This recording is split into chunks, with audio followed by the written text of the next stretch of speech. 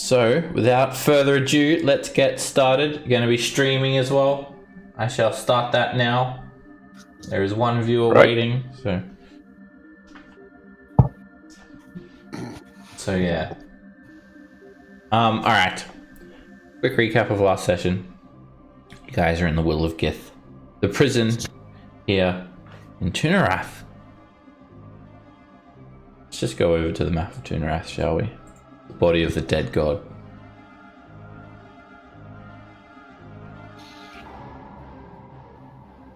Perhaps some of your characters may know the location, or if not, I'm sure you would have procured this information at some stage, exactly where the Will of Gith is. It's in the military district, in between the Palace of Whispers, or Castle Susseros, and some of the merchant districts.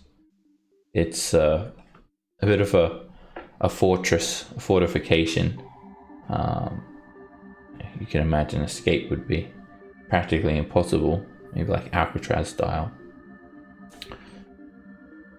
So that's just to give you guys a picture of where this prison is on the map. You've got Ben Dellen's Hovel over here on the southwest arm, section 3 over here, section 2 here. Some of the locations you've been, the Githyanki barracks that you teleported from. So last session you guys were adjusting to your new prison life, and you were all trying to survive the best you can, making contacts or stealing axes off people and hacking them to death. Tarkin, who was being accused of murdering one of the guards, was taken to the solitary confinement chambers and tortured. You're actually there as well, Bruce Willis. And I should say Topper, not Tarkin. But Topper didn't like being tortured, so when this Axe character tried to bring him to these wooden tables and strap him down, Topper bowled him over, grabbed his axe, and fought him to the death. Then grabbed his keys and incited an escape. Very surprisingly to the rest of the party, Topper came out of the room where the torture chambers were. And that kicked everything off. There was a lot of combat that broke out between the guards and obviously all of the prisoners here, including the Tutello gang. Bailey Capitani sort of froze with fear and just wanted to get back to his cell. Meanwhile, everyone desperately tried to, those that were free, desperately tried to fight the guards and free the other their other cellmates that were inside their cells at the time. When things were looking quite rough, the Tutello gang stood up and they helped the party, fighting some of the guards, and sort of covered their escape. You guys ran through the shower rooms, through a guard station, and came to the main entrance. And that's where you guys are now. Bruce Willis, you came through this door to the southwest, and that leads back to the cells. Now, I think I want to go back there. Probably a good idea. Now, you guys had learned through a tip-off that your gear had been kept near the entrance through a secret door in a storage chamber. And we ended the session with you guys getting that gear. However, as you all have grabbed it, Warden Howson has opened a door to the north, and he does not look happy to see you all, as you can imagine. But that is probably the least of your worries at the moment, because coming through the entrance were another 4 Githyanki warriors, cutting off any sort of escape. Just when you thought that was bad enough, suddenly the Githyanki warriors' heads exploded, and crawling out through chest cavities and skulls were 4 intellect devourers. Hovering in behind them were 2 mind flayers. And that's where we ended the session. Jeez. So that's where we So go. I would not have my equipment. No one has So had I'm time. basically worthless. Yeah, you will be unarmed, and you wouldn't have any of your stuff. Same goes for everyone else, but those that have just grabbed the equipment, obviously you haven't had time to put on your armor, but you could probably grab one thing, whether it be a weapon or an arcane focus or something like that. And I'm sure someone could throw you an arcane focus or one item that you want. Quick question, because I wasn't here for those sections. Do I still have the magic wand, magic missile one? I know that there was some kind of deal with the dragons, so I don't. Yes. Any items that you had will be you would have recovered now. Okay. So I should still have it then. Yes. It'll be there in your equipment. All right, in these awesome. crates. So let's roll initiative, shall we?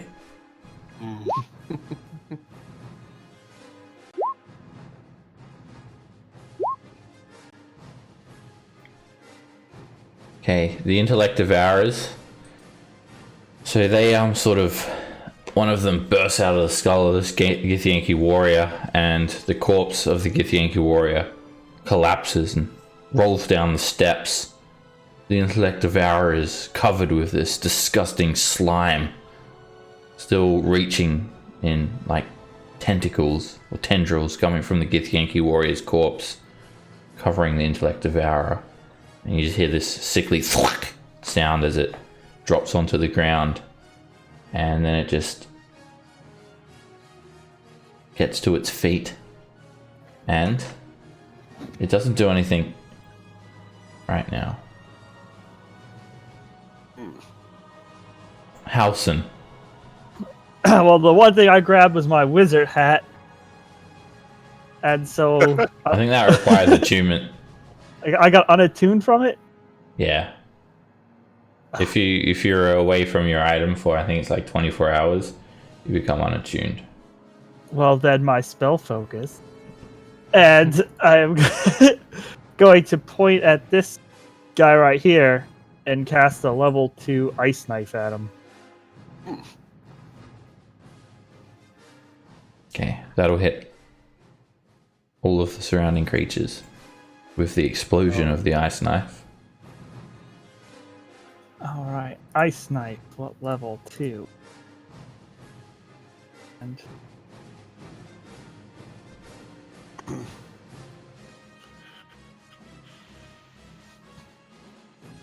that didn't work.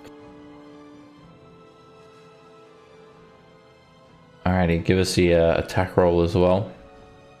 Yeah, I don't know why it didn't work. I think it's... It wasn't checked. yeah. I don't think it's checked by default. There we go. I'll do the dexterity save first. Alright, the ice knife hits the mind flayer in the chest and explodes, and shards of ice shatter, and they just fly out in every direction in that vicinity for 11 piercing damage and 7 cold. And let me just... 8 piercing and 10 cold. I guess Did you the higher level upcast should be it? cold. Yeah. Oh, it should be second level. cold? Okay. Yeah. Alright, so 10 cold and 8 piercing. Alright, let's see. Alright, DC 14. For 18 points of damage. Alright, Damn. most of the creatures are able to completely dodge. One of the intellect devourers gets stabbed with this shard of ice, and it sticks straight into it. It writhes a bit on the ground, and roll damage for the actual knife. It's 8. Oh, so it was only supposed to be 10 points of damage from the explosion. Okay, I read that wrong. 10 cold and 8. So the damage from the explosion should be different from the initial attack, right? Yeah, so he would take the 10 and he would take the 8. Alright, I see. Okay. Alright, so it sticks into the Mind Flayer and a couple of shards of ice explode into the Intellect Devourer. All in all, it does a bit of damage. And then I'm just gonna go 10, 25. What? Safer here than over there. Yeah. This Mind Flayer levitates, hovers into the middle of the room. It Bulbous wasn't me. purple head riddled with veins, and the 4 tentacles jutting out of its mouth writhe. And the illithid communicates telepathically. You all hear this foreboding voice in your minds. Why do you fear us? What is it that drives you to fear us? We can give you the chance to be some part of something much, much greater.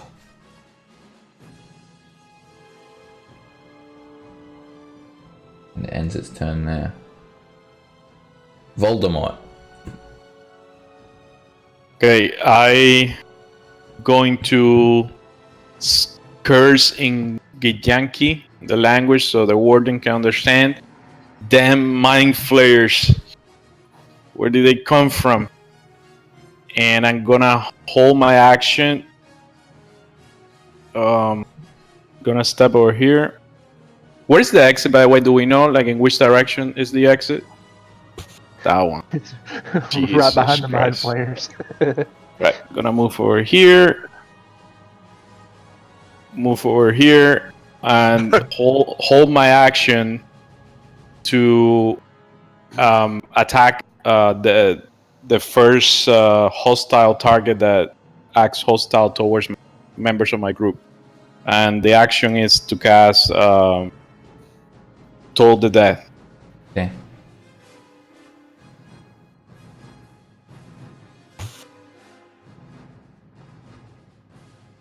And sorry.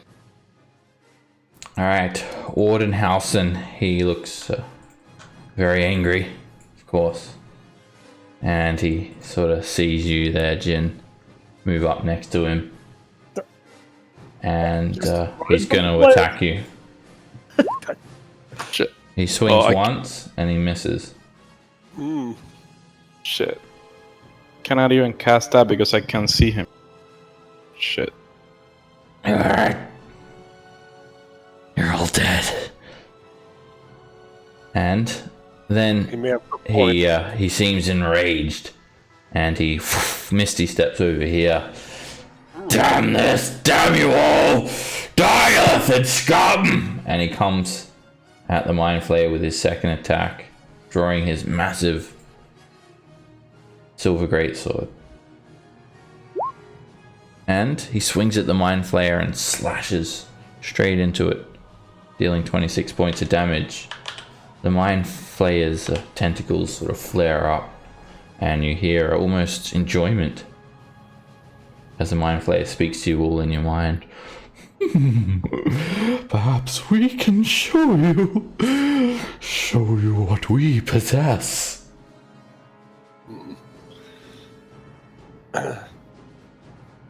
And the Mind Flayer atop the stairs,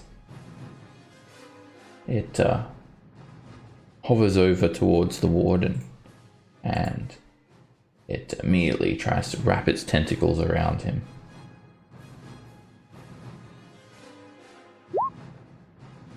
The warden's able to dodge the attack, ducking underneath as the tentacles wrap around the air.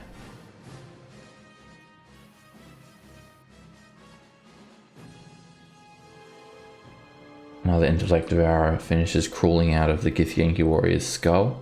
And Chuck, you're up. Alright. I think the one item I'd pull would be the vicious dagger, because the knuckles aren't going to help me at the moment because I'm unattuned. And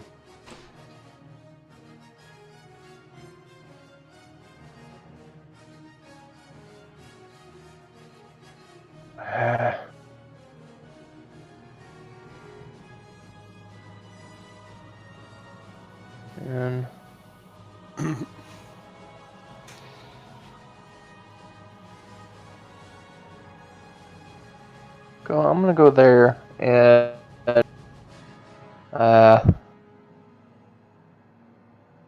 let's just play them off each other for now.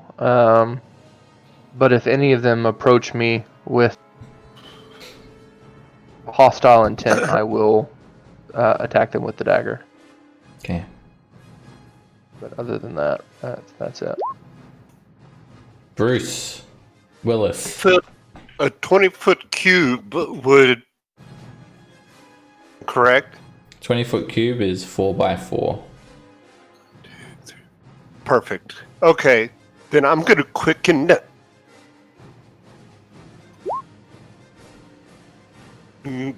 Start it at the top with the. Okay. You quicken a fairy fire, and when you cast it on these intellect devourers, they use their ready to action. Oh no, they don't. You're not close enough. They look like they're about to react though. Alright, I'll make deck Oh, saves. that's not good. Because Okay, what color are you making the fairy Pink. fire? pink. Alright, the two intellect devourers to the south both have this pink glow coming off of them now. Dancing fairy fire.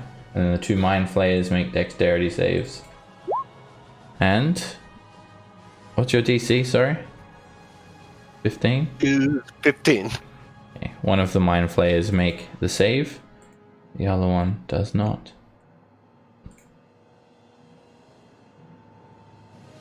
And the gift. Oh yes, the warden. He fails and he's also bright pink. Okay. For my action, a hide. I don't know if you can hide from mind players, but it beats. I mean, I guess I can try. Where are you hiding? Where are you trying to hide? In plain sight? Just- No, down. I'm gonna move back down this corridor a little bit where I came from. Okay. Alright, Extremely well illuminated. you head down the corridor and yeah, you're in direct line of sight of intellect devourers, mind flayer. You're not hidden. Oh well, that was a wasted opportunity. Okay.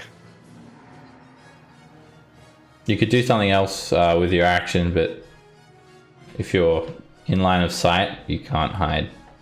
Then I will take the action. Dodge action? Alrighty. And that crap. Am I? There it is. Holocan.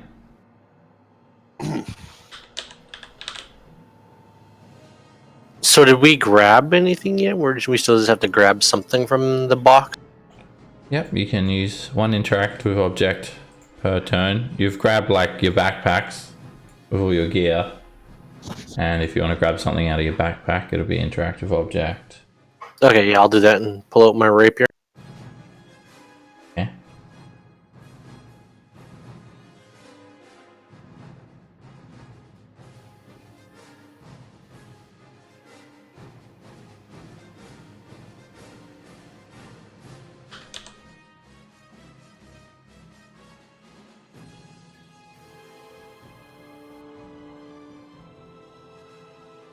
Good question of what to do, hey?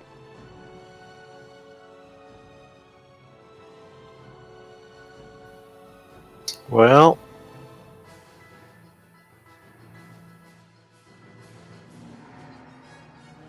I guess I'll green flame blade this guy. I only have one attack. Okay, yep. Green flame blade this guy.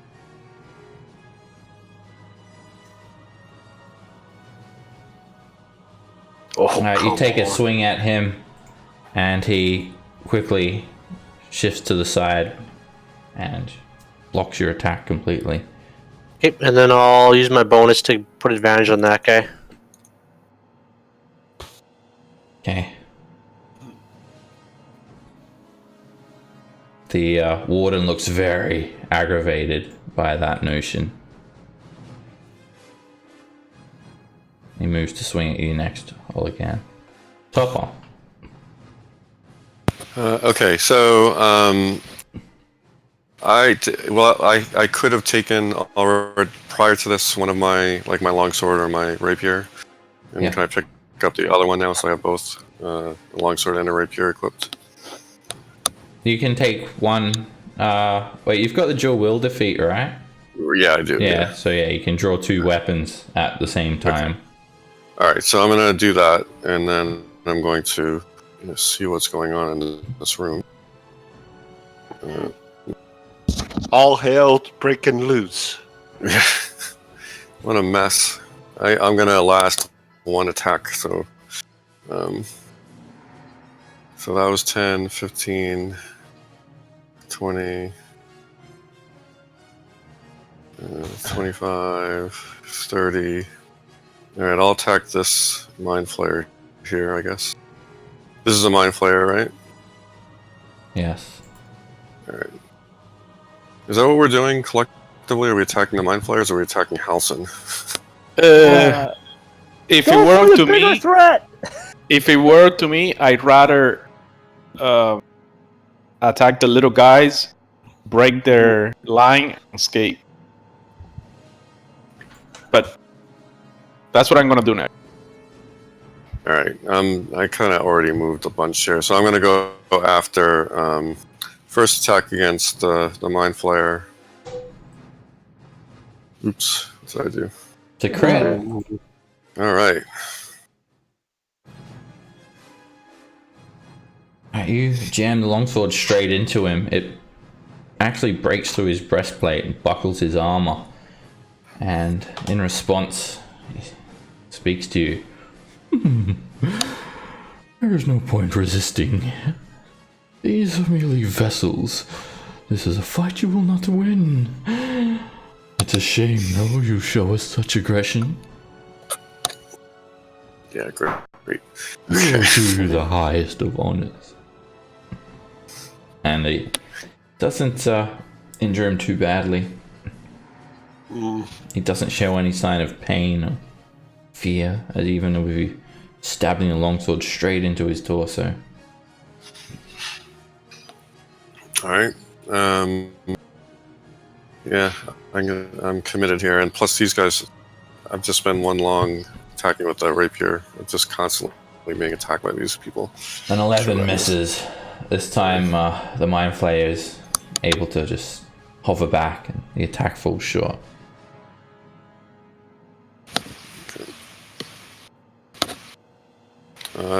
That's it for me. You have extra attack, right? Hey, did you want to do something with your bonus action? Yeah. Topper? A 25 hits.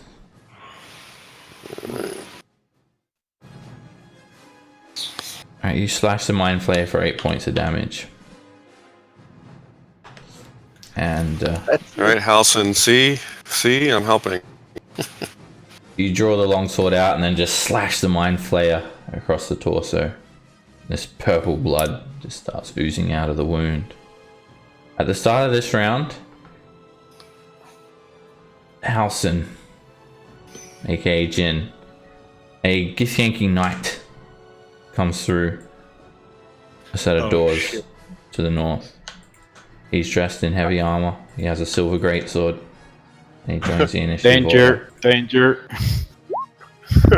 Jin, run. And coming from the Thank- entrance, although The only person you could probably see is Topper, maybe Olacan a bit. I guess maybe a little bit Voldemort. This massive mind flayer comes hovering down the hallway, and the hallway is illuminated. There is another 6 mind flayers about 100 feet behind him coming through the entrance. My God. The entrance is a very long hallway, about 80 feet long. Now this mind flayer is twice the size of the other ones, and he has 8 tentacles coming out of his mouth. He carries this wicked gnarled staff in his hand, and he looks bigger and meaner than all the other mind flayers put together. Yeah. How do we get out of this? Well. Ouch. See if they will kill each other. Yeah, but they're blocking the exit. Yeah. Halson. I look behind me, see this guy, and I go, "Oh shit! Mind flayers! Help!" And I cast a spell. I cast Shadow Blade at level 3.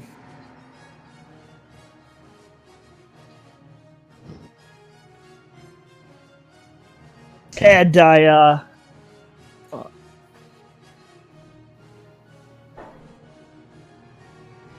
Guy's scary.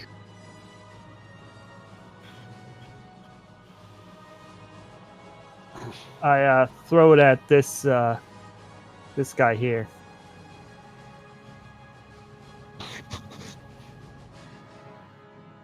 No, screw it. I throw it at this mind flayer here at normal because he's.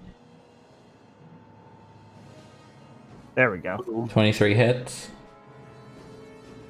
Alright, it slices through the mind flayer. 12 points of psychic damage. The mind flayer, you just see these dents appear on his armor, and more blood sort of bursts out of his mouth. It's sort of concealed behind all the tentacles writhing on his face.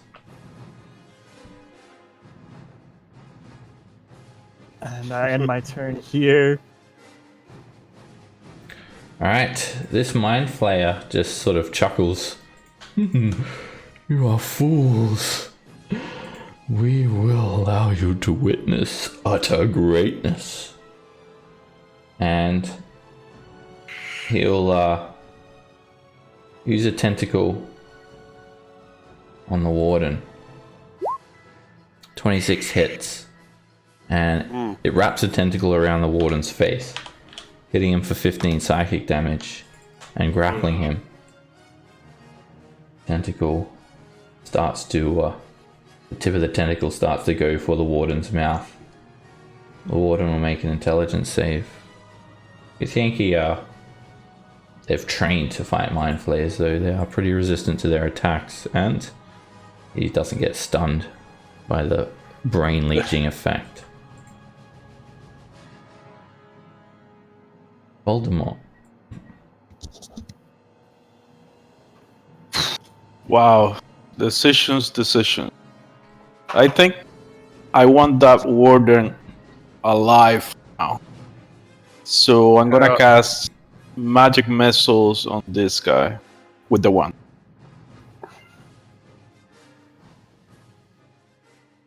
Alright, which level do you want to cast it? First level? First level.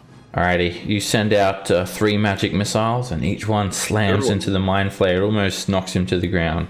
12 points of force damage. The mind flayer is bloodied and can barely stand, but again doesn't show any sort of fear. You just hear this maniacal chuckle in your mind. We are merely vessels. Do you like to be a part of something greater? Do you want to watch us feed? Not sure what to make of that, but I heard really bad story about mind flayers. Olacan, you cop a pommel to the face, and you're on the ground dying. and then the warden will attack the Githyanki, the Mind Flayer, and try and finish him off. Cuts the Mind Flayer down and just screams in Gith. You filthy elephant! You have brought me great joy for coming here! I will bathe in your blood!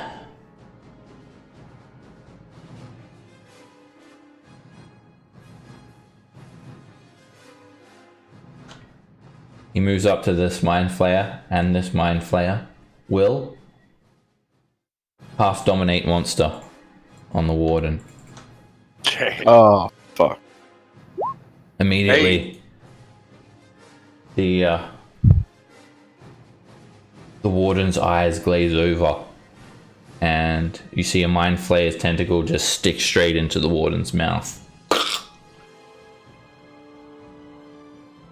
And then it quickly withdraws from his mouth, wraps around his neck, and then wraps around his head. And almost like a puppeteer controlling a marionette, the warden turns around to face the party. Shit. I think it's time to run back to the cells. Man, I'm feeling it. Intellect devourers. They start to crawl down to the bottom of the stairs. None of them have gone for any of you yet, though, surprisingly. Chuck. Alright. Flee. Let's get out Kind of of here. what I was thinking. I'm looking in the party loot for something. Okay, I guess we're all out of health potions. That kind of sucks.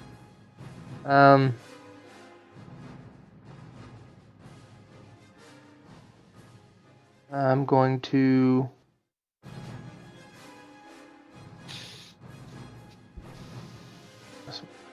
I'm gonna pick up all I can and start booking it. So I guess that's an action to pick them up. Yeah. Okay. Do you guys have health potions? I mean, I don't. Nope. I think we used them all last session. Oh, Okay, and then I can move 2 more squares basically while carrying them. Alright, you sling him over your shoulder. So I start running away. Alright, you start running straight into a Githyanki knight. Well, I'll yell at him. Mind flayers, take care of them, thanks. That's about all I can do. I don't know where else to run. Especially if there's a lot of more mind flayers coming. Well, the warden is under their control. Bruce Willis. Ooh.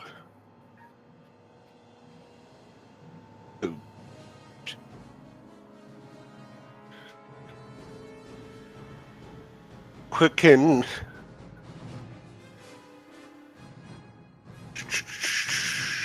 The only spells I can't cast right now are the ones that have material components. Yeah. No one Okay. threw you a focus or anything, so you still don't have it. That's his thing. That's Intellect Devourer.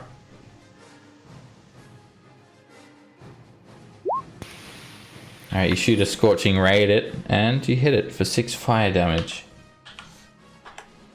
The second Scorching Ray also hits it for 4 fire damage. And a 14 hits as well for 8. The brain is getting roasted, and you hear a crackle. Its flesh begins to melt. Did you get that 16? Scorching Ray's 3 beams. I quickened it. So, it's I still 3 quick- beams. I quickened it. Yeah, that allows you to do it as a bonus action. The last one's a firebolt. So The last Oh, one is a sorry. I didn't hear. Just when you're doing something, just actually say what you're doing as well. I'm not always looking at exactly. I'm using a new mic today, so Okay. I didn't Alrighty. hold. So you shoot a firebolt and you finish off that intellect devourer, and it just sends it rolling back up the stairs in a little fireball. 10, 15, 25, 30.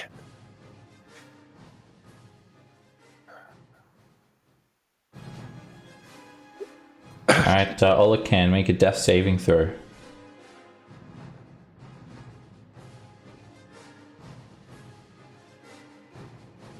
Success. Topper, you're up. Yeah, so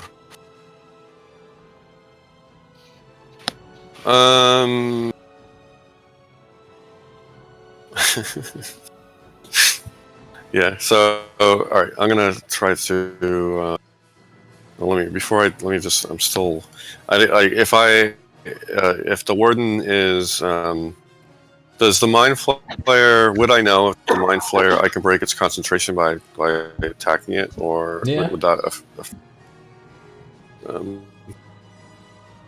all right, because we can't really escape, right, everyone? Like we're blocked, so maybe we all right, I'm Do gonna you walk see anything up down here, or No,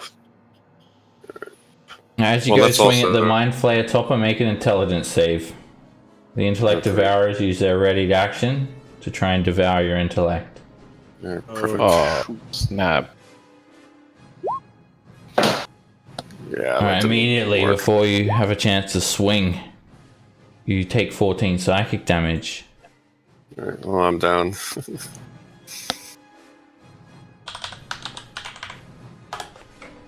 And what's your intelligence score? It's low. It's 9. Alright, you're also stunned until your mind can be restored. You lose all function and collapse. And that'll end your turn. Alright, this giant mind flayer is has a bit of a terrifying presence about him. And has so many mouth tentacles. They're so long, and the creature is about 11 feet tall. With this lanky body, it sort of winds in between the pillars, and it wraps its tentacles around the support pillars and just snaps them away. It's a rubble break to the ground as it moves through with ease.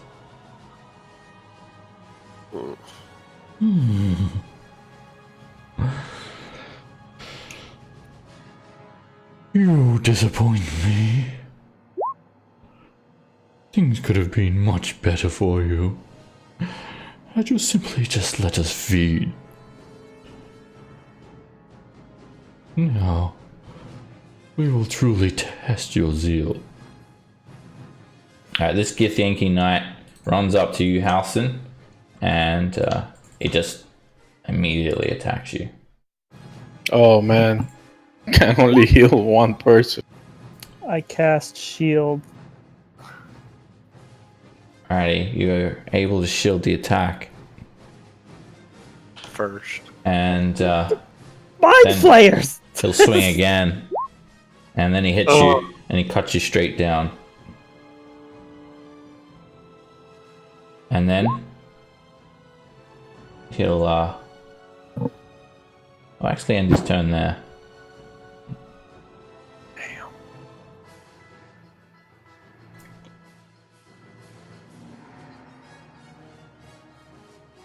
Alright, Jin, make a death save. Success.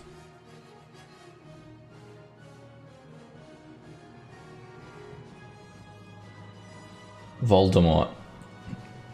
Alright guys, I can only heal one person. I'm out of spells after this, and I'm gonna run south.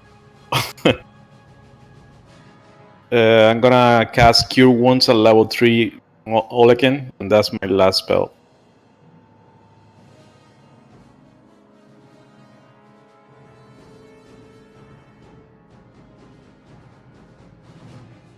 $17.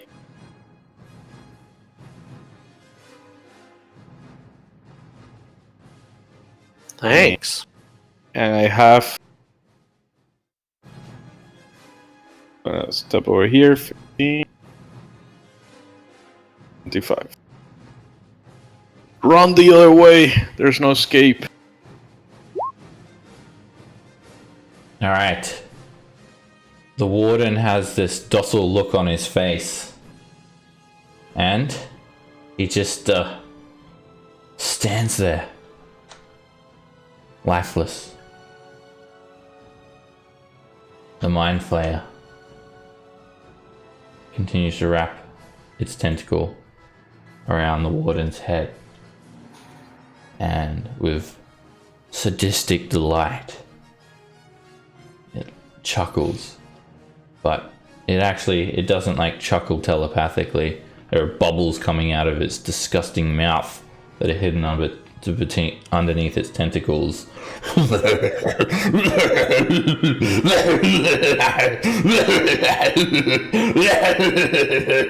And you just hear this silence for a brief moment, and then just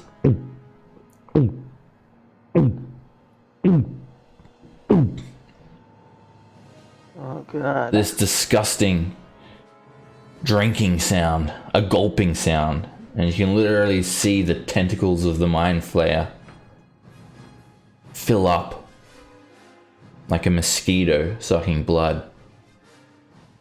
And then there is this delighted voice that comes into all of your minds. Watch me feed! Isn't it delightful? Isn't it so delightful? And you see the warden's head just decompress until it's nothing more than an empty sack, and the warden collapses onto the ground, instantly killed. And the Mind Flayer, it retracts its tentacle back, brain juice flicking off the end of it. Did you enjoy it? Did you see that? You could be a part of this. You could be a part of our hive mind. They want to convert us. Chuck. Olacan's waking up over your shoulder. I'll put Olacan down. Oh, looks like you can walk on your own now. I have no idea what to do here, though. We're in a terrible situation.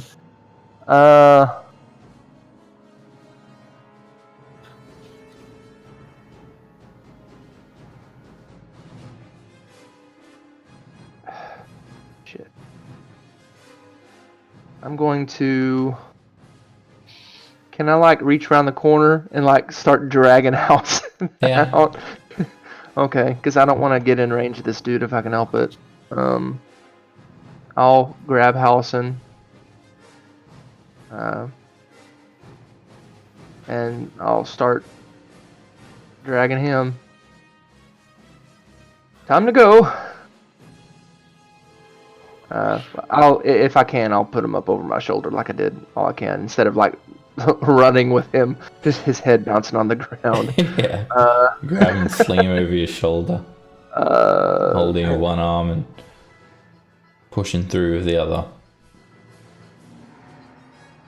Can't really, because I can't step here, right? Because I'd be moving through that corner. You can get him out into the room. Okay, that's what I'll do then. So. Hmm. But that's about as far. That's as far as I can move since I've used my action and everything. So. Okay. All right. More goddamn fun being tortured.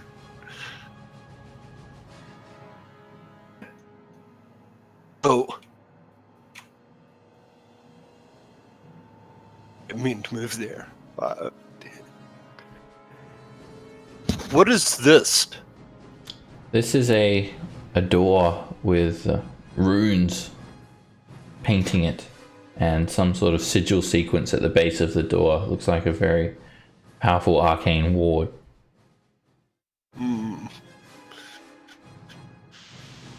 I have time to sit here and figure it out. You could use your action to make an arcana check.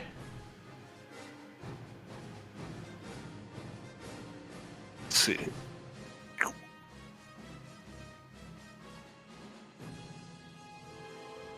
Ah, 7, not enough. not And gonna do it. through the sheer adrenaline of the situation, you very quickly just take a look at all the runes and you don't make any sense of it. You probably need more time. They look very complicated.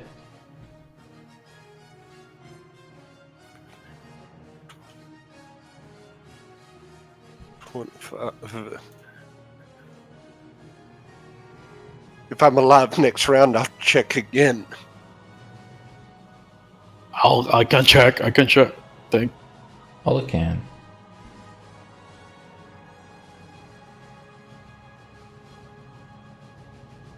Well, we'll bonus to blade. So,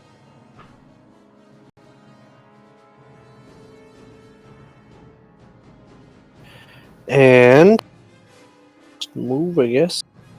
And I'll use my item interaction to pull out my arcane focus, whatever it is. I don't really know what it is. I have one.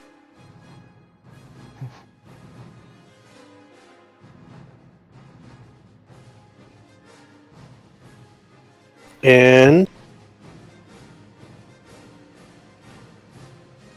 I'll firebolt this mine thing. Mine flare. An 18 hits it. No sneak attack. 15 points of fire damage. It scorches it pretty badly. Topper, you have just completely lost all sense of your mind. You're in some sort of horrible, helpless stasis, unable to even think, as your intelligence has been reduced to 0. Yeah, can't even imagine what that would be. Completely absent of any sort of thought.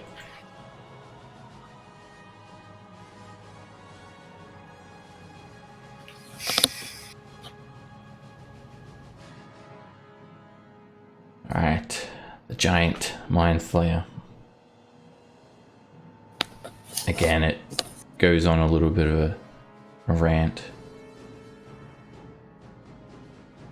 We have much in store for you all.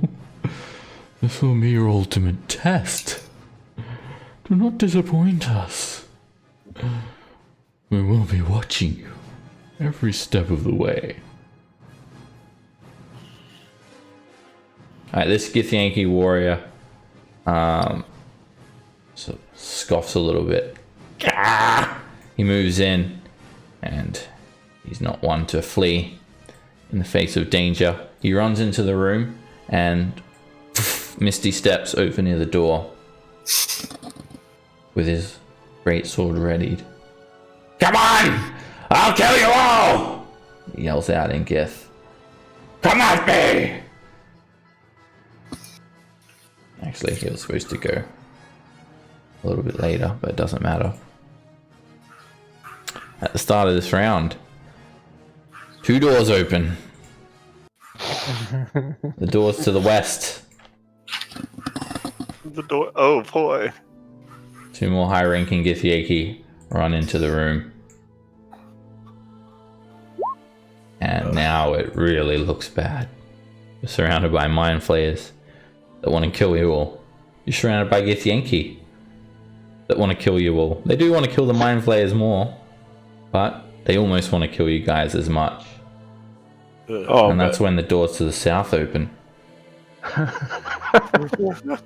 What's going on? And Tutela gang. the what? Tutela gang Oh! run in. Babar leading them all. Ah! They're all armed with great swords, weapons, whatever they've got. They're all covered in blood. And Babar just yells, "Run! Save yourselves! It is my place to die here. I have nothing left to live for, but I will destroy some of you Githyanki scum! I've never liked any of you! You do this! You be on the ground there!" Alright, this Githyanki Kithrak, he looks like a very high-ranking soldier indeed. He's got broad shoulders, heavy armor on, a great sword, and he's just moving with such speed that you can't even really track his movements. He just teleports right in up to the giant mind flayer, and he comes in with 3 very quick attacks. Oh my god. That guy hits like a truck. He slashes the mind flayer a few times, and he puts some pretty decent wounds on the mind flayer. Oh. Intellect Devourers start jumping all over him, jumping on him and digging their claws into him. The first Intellect Devourer will do just that. Scratches him for 7 points of damage, which doesn't do a whole lot. And then it tries to devour his intellect.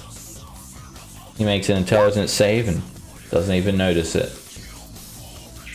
Alson, you're still dying. You'll need to make a death save. You're up. You stand up. Maybe it's the sheer adrenaline of the situation. You Oh, looks like you're doing better. I'll put you down. your eyes have trouble adjusting to the bright light around you. You just see white for a brief moment, and then as this ringing sensation leaves your ears, you become attuned to the situation around you. I look around. I stand up. Oh wait, am I standing up or am I prone? I don't even... You would be prone. I stand up, and I have no idea what to do. Babar's just yelling, "Run! Save yourselves!" Run where?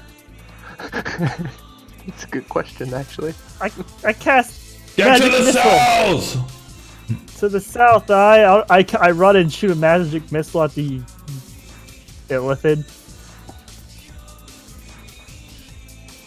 I can't go very far. Right, make an intelligence save, Alson. Alright, this intellect devourer attempts to devour your intellect when you try to attack the mind flayer, but it fails. You succeed the saving throw. Alright, spells, magic missile. Alright, you put a few darts into him, 12 points of force damage. And yep. This Githyanki Knight will charge in now once he has regrouped with his fellow Gith, and he will attack the mind flayer that's right next to him there. If I can find his character sheet. Does 2 quick slashes and hits the mind flayer once for 22 points of damage. Meanwhile, there is another 4 mind flayers that'll be here very soon. Voldemort. Topper, how much do you weigh? I'm just a pretty normal sized human. I'm not actually sure if I put my weight. My strength is 8. I don't think that would be enough to carry him and his equipment.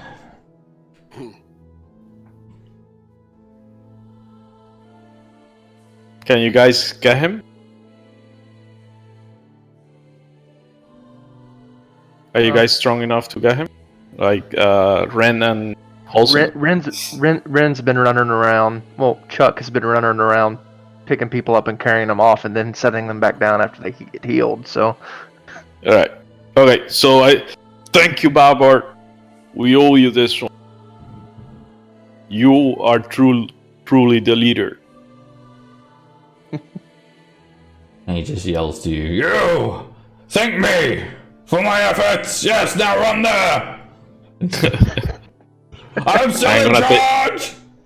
I'm gonna take the dash action out of here. Back to Alright, the you cell. push through this door, and you're in the mess hall. How much was that? Let's see. 10, 30, so I add 30 more. well, you went through a couple of people, so. Yeah, every square you went through someone was difficult terrain. Which In square did you start 20. with? In? I cannot see it anymore, but somewhere around here, yeah. Alright, that costs you was 20, right there. 25, 30, 30. That's 40 feet where you are. 40? Yeah. So I have 20 more. I'm gonna get to here. I'm assuming this is the door. There is a door. There's actually 5 exits. 2 doors to the east, 2 doors to the west, and 1 door to the south. Can I open the door right now as a object interaction?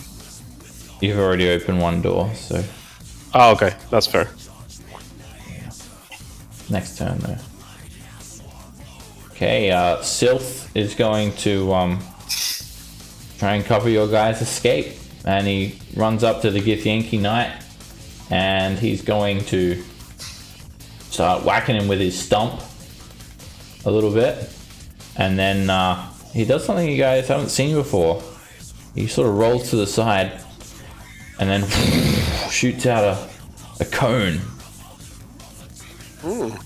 Actually, he'll probably just do it from where he was. Shoots out a 15-foot cone of fire. And it just engulfs the Mind Flayer and the Githyanki Knight both at the same time. They both have to make dexterity saves. Ooh. Mind Flayer takes 30 fire damage and is severely burnt from that. A great roll. The Githyanki Knight, he, for some reason, I can't get his character sheet. Let me fix it up. He also makes a dex save. And he fails, and his back is engulfed with fire. He's thrown forward a little bit from the impact, and Sylph moves in.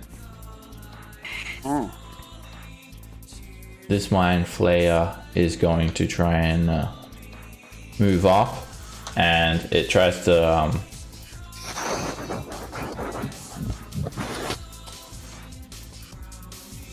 it's going to wrap its tentacles around Sylph. It hits Sylph for 16 psychic damage, and Sylph is already very badly injured and tired from fighting. You see a bit of a jig in Sylph's legs, and then he sort of spine goes upright as you see the Mind Flayer's tentacle go straight down Sylph's throat. And his eyes roll back in his head. Babar just has already been charging in, and he comes in, just tries to headbutt the Mind Flayer. Roar! The Mind Flayer makes a strength saving throw against this and fails.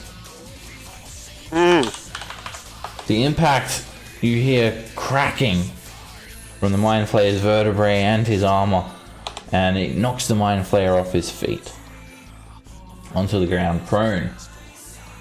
And then he's just going to like try and just bite him, Mike Tyson style. And just like bites his neck and kills the Mind Flayer for 5 points of damage. Let go of him! And immediately the tentacle retracts from Sylph's mouth, and Sylph is left on the ground, coughing and spluttering. Dispeller is going to move here. Get your friends to safety. And lean down and cast Greater Restoration on Topper to restore his intelligence. Okay. Topper, you're no longer stunned, but you're still unconscious. Chuck. All right. Does that also restore his intelligence then, or is he still? Yep. What does that do to his intelligence? Okay. It restores your intelligence and that makes you no longer stunned. So like he got knocked out. Like it's not just a slap him awake kind of thing. Yeah, he's on 0 hit points. Okay, that's what I thought. Okay, I'll move to there. Thank you, Dispeller. And I'll put Tarkin over my shoulders this time. And Is this the third person Just you've carrying carried? everyone. yeah, and then start running towards the door. I don't know. If you have to roll any kind of death save, you might roll a 20. Each person that's been on my shoulders has only been there for like less than a turn. Yeah, no, it doesn't. He's not dying. Okay, I figured. Okay. But I think that's as far as I can get. Yeah, because I have to pick him up with an action. So, I'll keep running next turn. You go with him, Topper. Bruce Willis.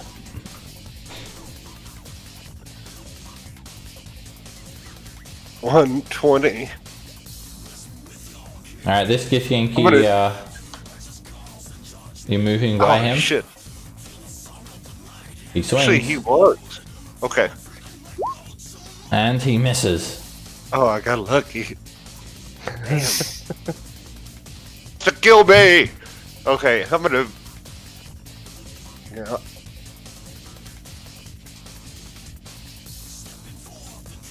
So which one are you firebolting? I'm firebolting the Intellect Devourer. Alright, you hit it and Almost. let's see your range there. Before you do that, oh no, you're out of range. No, it doesn't use its reaction on you. You hit it for 13 fire damage and also rolls along the ground on fire. Sweet. Nice. I'm gonna use my bonus action to burn a 3rd level spell slot and convert it to sorcery points. Okay.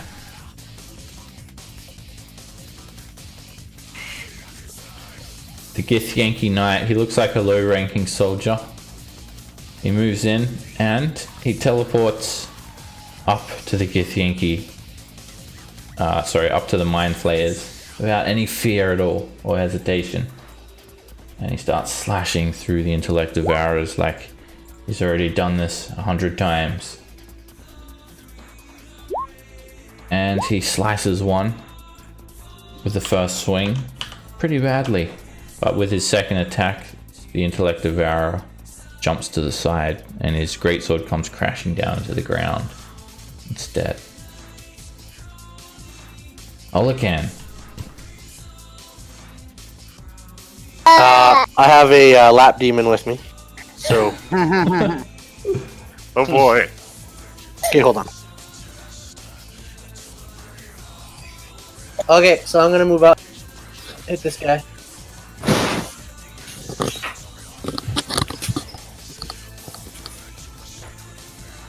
I'll take a bonus to disengage. Okay, your rapier hits the flat of his blade as he brings it down to block.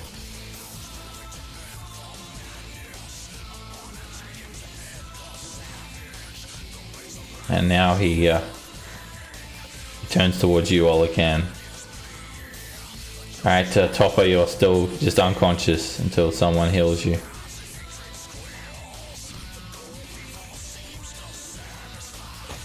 Intellect Devourer will attack the Githyanki warrior that just teleported up there. First with claws, and then with Devour Intellect. See how good this Githyanki warrior's training was against these creatures. Good enough to resist. It's close. All right. The boy. the Ulatharid, before he teleports away, you hear his voice one more time. Remember, this is all your test. We are watching your ways. Not disappoint us. And then he teleports away.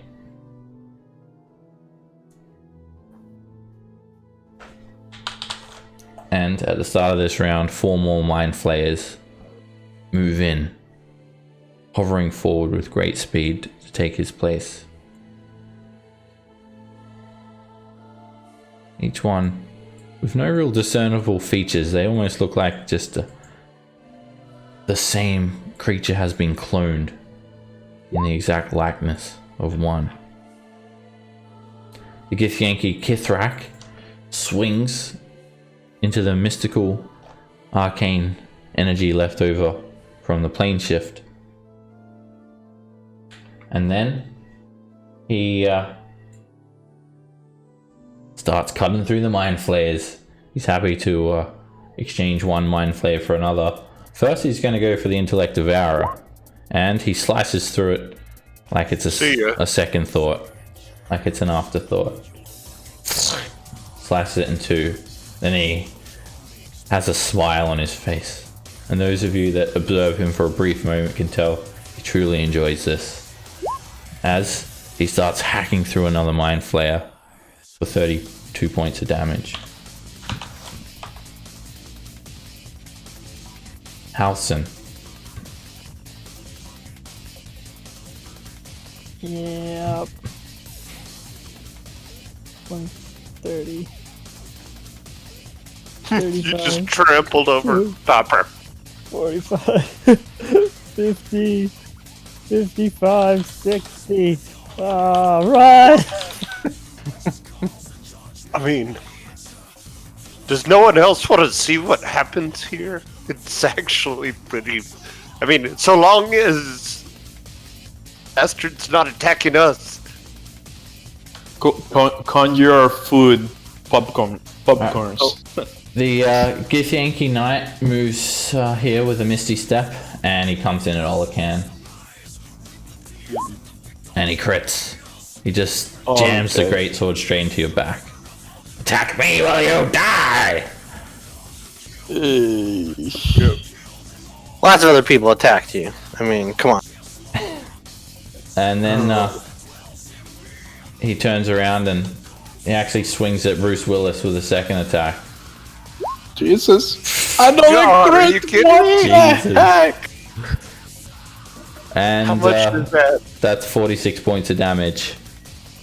You had to be disintegrated. See. Sorry, 47 points of damage. Okay. And you immediately go down. Yep. What's wrong with that guy? And then he moves into... It looks like he's going to attack Sylph and Babar next. He's not even the powerful one.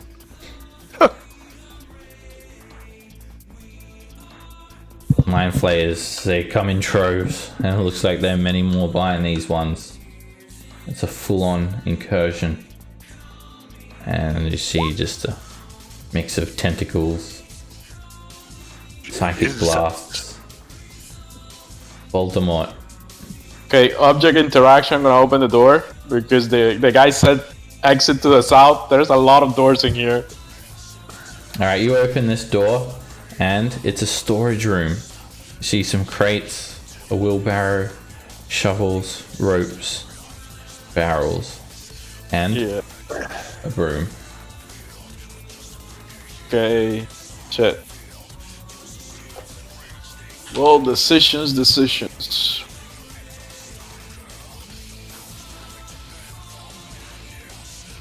I have to find the exit. Wait, hold on. I gotta look it up.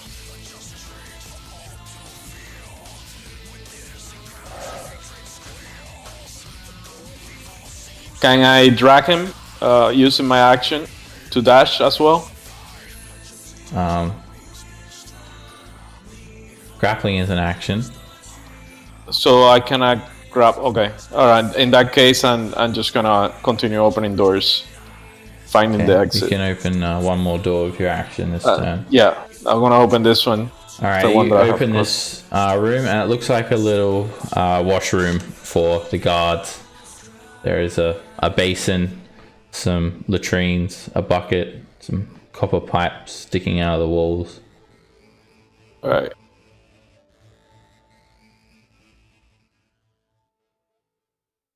It's not working. Cannot end my turn. Okay, I think the API went down. All right, it's Sylth's turn.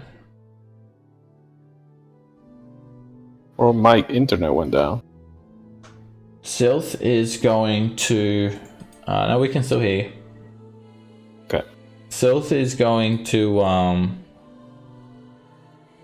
attack this Githyanki Knight. Still coughing and spluttering. See if he gets his breath weapon back. He doesn't. So, he's got this great sword. The Githyanki great sword that he's taken. And he's going to use it. Starts trying to slash away at the Githyanki Knight. Ah! Ah! He's not very proficient in using it, but he's quick enough and strong enough to give it a good swing, hitting once for 6 slashing damage. It looks like he's going to lose this melee very, very quickly. Yeah. And the Mind Flayers, they're just all over the Githyanki near the entrance now. Tentacles flailing wildly. Githyanki's holding his own though. He has not been touched. He has now. He's hit for 14 psychic damage as a tentacle wraps around him, and then you hear it bind and constrict.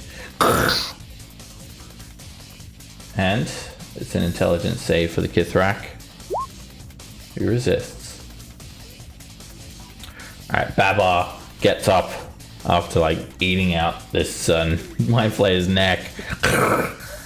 And then he turns around to the Githyanki Knight and he tries to grapple him.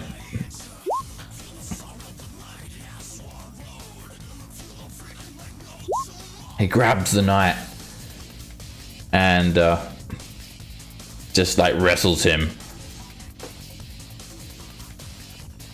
You want some of the Mind Flayers? Here you go! He grabs him and just like lifts him up with his sheer strength. Even Babar is a good foot taller than this Githyanki Knight, and just lifts him up by the neck and just like slams him through the rails of this upper level and holds him there for the Mind Flayers to unleash their terror.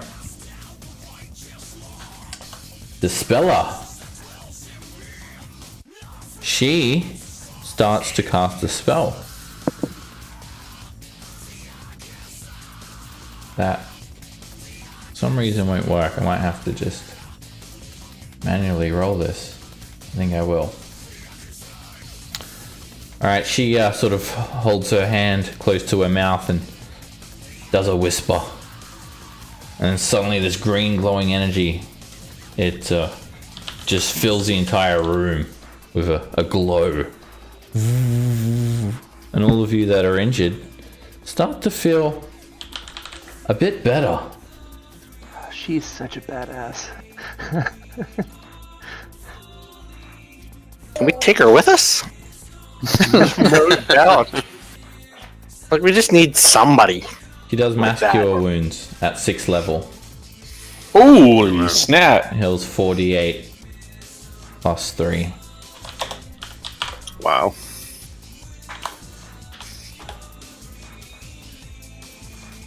Alright, Topper, you get 20 hit points. In fact, everyone in the party gets 20 hit points, as well as Sylth, Babar,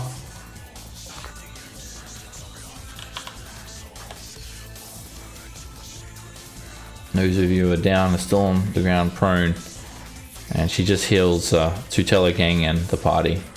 You'll get it too, Halson. Mathan, you're too far away. Yep. Alright, Topper, you'll be prone. Same with Olacan, same with Bruce Willis. And your blade song would have gone down to Olacan.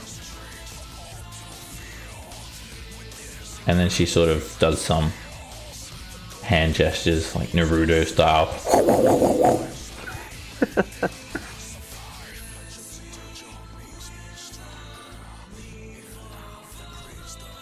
Alright, this Mind Flayer just suddenly emits a psychic energy blast.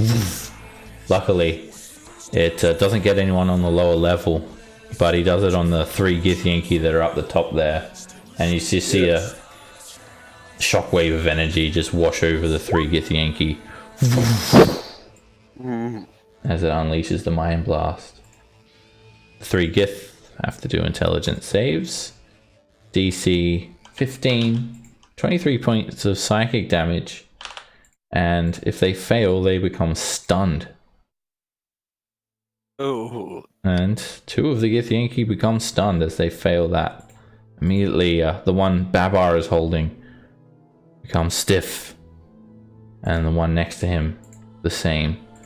The Kithrak, the biggest of the Githyankis, is still holding his own. Yeah. Chuck. Alright, let's put Topper down. Oh, seems like I Thank can walk you. again. Thank you very much. I'll turn to Dispella. Thank you. And I'm gonna start running the hell away. Let's see, 15. Alakan? Bruce Willis? Might want to get up and then keep running. Let's see, it's 30.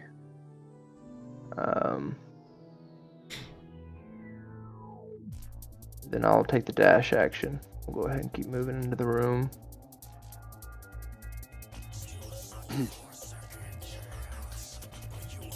Alright, that's my turn.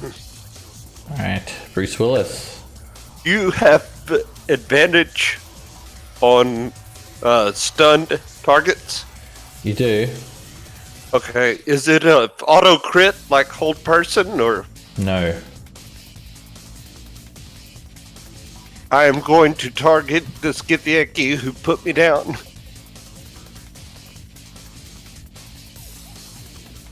Alright, you hit him with a firebolt for 11 points of damage.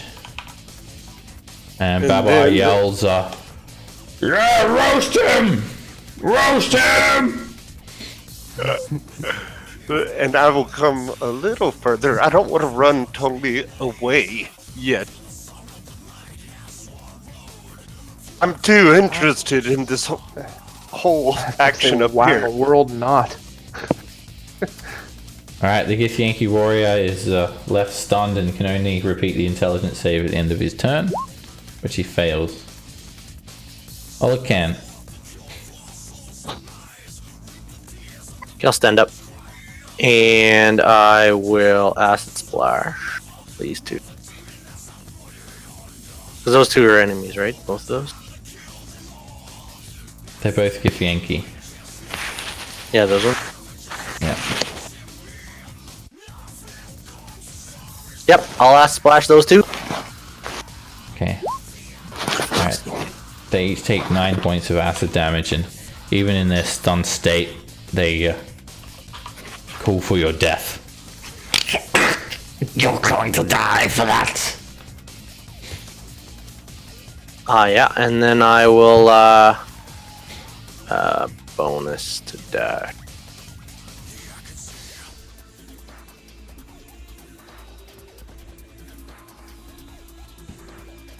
Okay.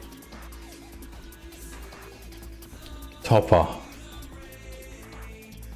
right, Half your movement to stand up. stand up, and then 5, 10, 15 feet, and just hold his action in the event that anyone attacks him. And that's my turn. Alright, this intellect devourer is going to try and steal the Githyanki warrior's body with body thief. They make contests of intelligence. Githyanki Warrior, I didn't mean to give him a save. Should be 15 on his actual roll for intelligence check. And the Devourer is not able to take his body. Okay. The Kithrak keeps trying to slash through the Mind Flayers, but he is sort of getting, well, he's getting overwhelmed, but he's still slicing them down in 1 or 2 blows. He just rips one of the Mind Flayers apart, grabs the tentacles and just breaks them off. The Mind Flayer's just left in this shock from having the tentacle ripped off and fall straight to the ground. He turns to another one and jams a greatsword straight through his chest. The Mind Flayer writhes a bit, but doesn't die, taking 57 points of damage. Jesus. Halson. I'm gonna come here, see that guy who knocked me down when Mind Flayers were around, stunned, and be like, my turn, and Ray of Frost him. It's a crit. You shoot an icicle straight through his chest. It hits him in the heart and it impales him, kills him. That's what you get. I run off into the sunset. Alright, this Githyanki Knight is no longer stunned. The dead one? No. The one that's not dead. Alright, this Mind Flayer is it's done messing around. It's gonna do a Mind Blast on everyone who's within 60 feet of a 60 feet cone. He'll come here and he'll angle it like this. Oh, Jesus. Oh, Just he's sends gonna out get us. an utter shockwave. Oh yeah, that'll hit you as well, Bruce Willis. Oh, Okay. I see that. That'll be a intelligence save for Topper Bruce Willis.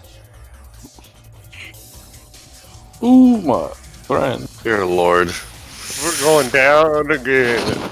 Intelligence. Oh, yeah. Alright, Topper, you're hit for 15 points of psychic damage and you're stunned. Auric, same with you. 15 points of psychic damage and you're stunned. Alright, let's do everyone else. I should be able to get them in this macro. Okay, there's only two Githyanki and two Tutela gang members left in this Mind Blast. They both make intelligence saves for DC 15 psychic damage. Stunned on a failure. Okay. Sylph fails and he's stunned, taking 15 psychic damage.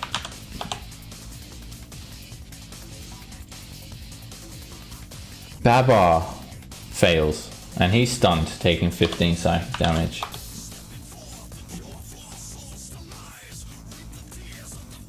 The Githyanki warrior is killed. It just wipes him out. See his head basically explode. And finally the Kithrak doesn't even feel it. The Mind Flayer moves in now. And laughs maniacally in your mind psychically. Watch as we feed! Voldemort. Alright, so I'm just gonna continue opening doors. So I got over here. You see doors are already open. One to the south leading to the kitchen, and one to the west leading to a hallway. 25-foot long hallway. Yeah, I'm assuming that one is back to the cell. Yeah. So I'm gonna get over here and open this door Alright. without object interaction. The door is locked. Damn it. Ouch. You come into a kitchen where there are strange concoctions prepared. some of them boiling on the stove, food in the middle of preparation, and strange food objects, most of which, if not all of it, you can't identify. Okay, let's see here. Well, I cannot do anything. So, gonna go back, wait for the group. Some That's a of us dash. may be a while. Dash action to get there. Alright, that's an intelligence save for Sylph.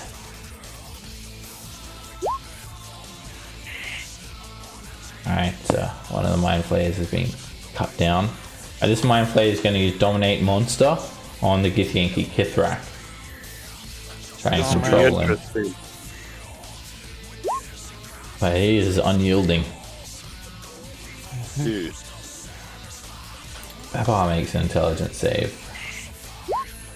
He's stunned still. And Dispel was lucky enough to get out of that, but she just yells at Topper and Bruce Willis. Fools! You had your chance to escape! There's nothing more I can do to help you. And she will throw down a 3rd level fireball. Oh. Oh, that's gonna do some.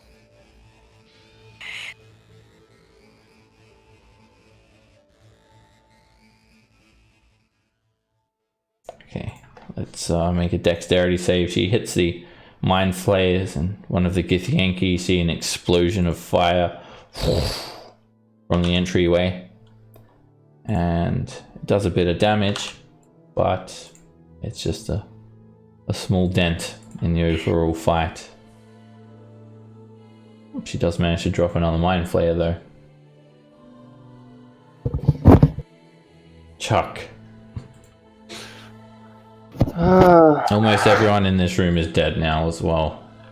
The only thing standing in between you and the mind flayers. The Tutela gang.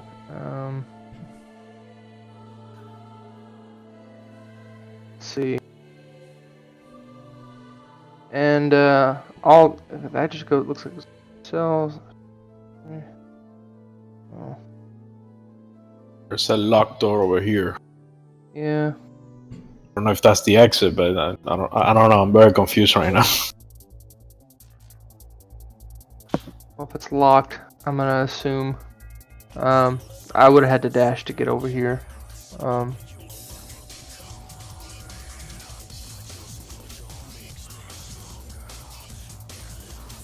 Yeah, that's pretty much my action right there. Yeah. And with my luck, that door's gonna bust open, and there's gonna be more Githyanki behind it. Bruce Willis, make an intelligence save. You Oh, we are could be still here all night. stunned. Could very well be. Olacan.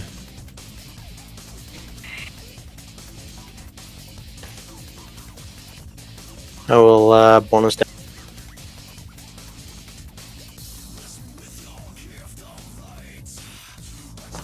And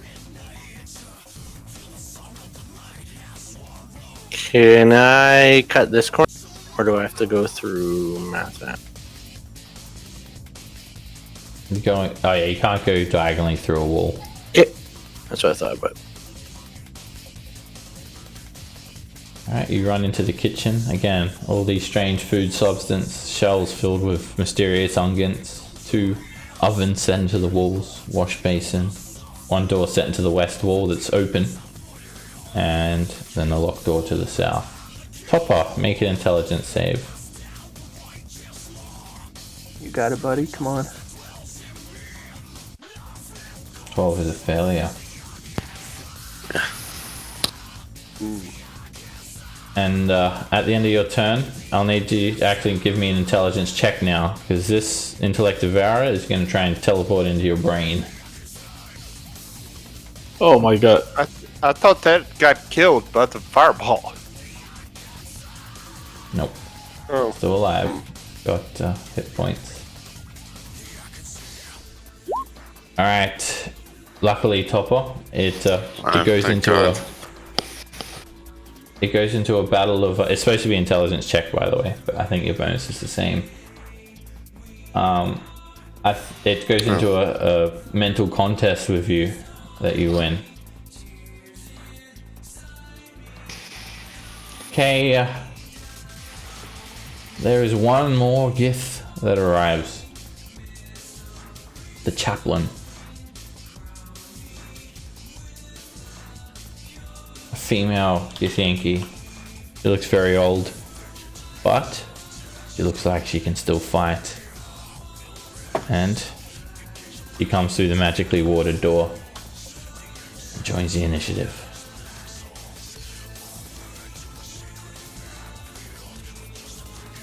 Alright, the Kithrak keeps on trying to cut down mind flayers. He is getting overwhelmed though. And he cuts another one down, slashing through them with one blow for one mind flayer. Halson. I see the danger that Topper's in, and immediately throw an ice knife at him. Oh, sorry, not ice knife, a ray of frost. See the danger he's in, put him out of his misery. Does 11 hit it? It misses. The ray of frost beams past the intellect devourer and disperses onto the ground. Sorry! I tried!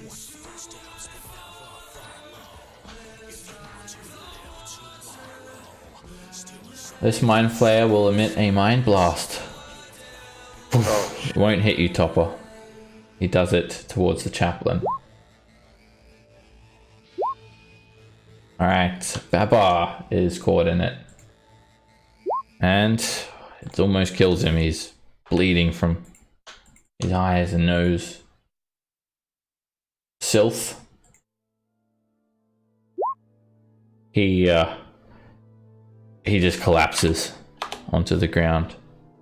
Looks like he's dead. The Speller. She makes a save. Finally. The chaplain. Unflinching.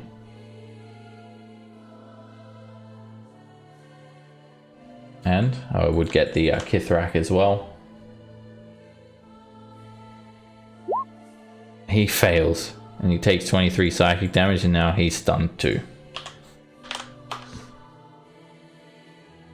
Voldemort. Oh.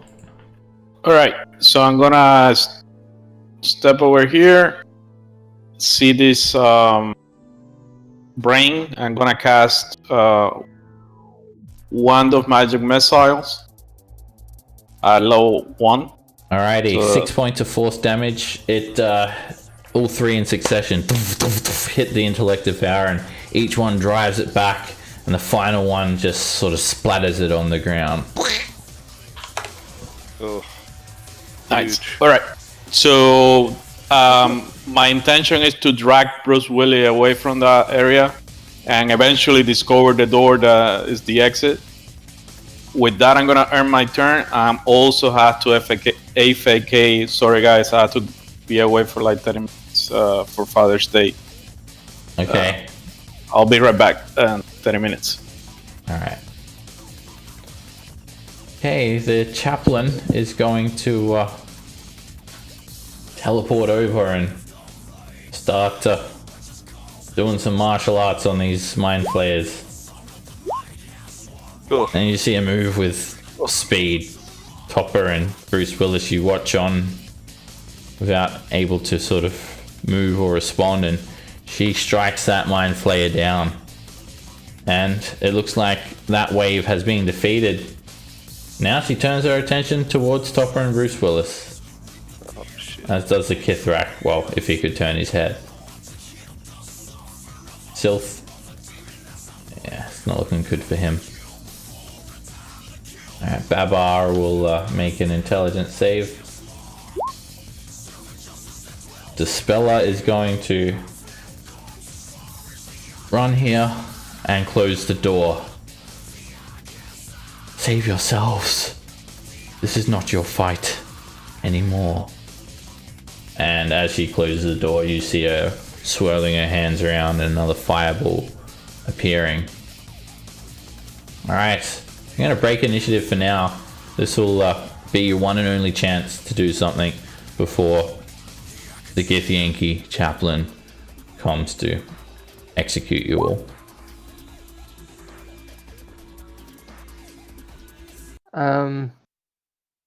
Well, I'm still stunned. I think Chuck, Ren come carry would- stunned people. Yep, Topper and I would- Tarkin can both make an intelligence save. And yeah, Olacan and Voldemort both have to go for Father's Day, so they are off looking for the exit or doing something else, helping in unseen ways. That's So, a good roll for me. I'm just going to say their characters are opening a lot of doors, trying to find the exit. And Olacan tries to pick the lock as well. I'll give him a Thieves' Tools check where he goes. I think he's already gone. But I'll give him a Thieves' Tools check. He's not able to pick the lock. Alright. I You grab the drag little the one, girls. and I'll grab Topper. all And right. start dragging him towards the door down here in the south. Alright, that Well- door right next to you, it's made of metal and you just see it dent. Like something hits it and there's like an outline of a humanoid shape dented against the door. Time to go. And I will begin to drag. You What hear if that's me? Dispel screaming, "No! No!" And Baba just yelling out, "You! Break the spell's neck! I'm still in charge!" And then it sounds like he's killed next. Yeah, let's run. I open this Oh, door. yeah, but How far do we get before doors start opening it?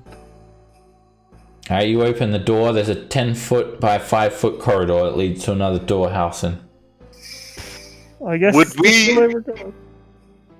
I'm would dragging we Bruce stay Willis. stunned? For the Mind player moment. was killed. Yes, you would. Okay. Not like a concentration spell or something. What the hell? Alright, Halson, you kick open another door, and it's a small guard barracks.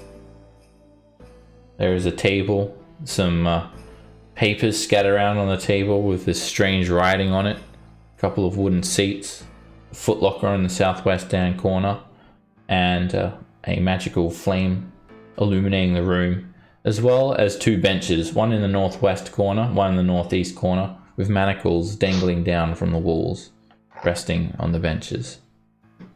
I'm dragging Bruce Willis, by the way, as I Alright, So, Bruce Willis, run you around. can move with Jin as he's moving, he's dragging you around.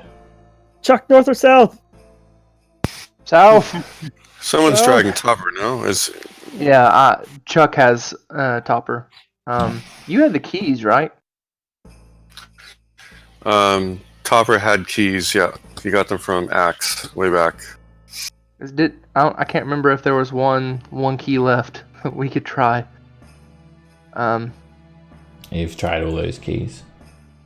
Okay. But south, I would yell south, and I this- would begin moving that way. Alright, I'll give Bruce Willis and Topper another intelligence save. Oh, it's not.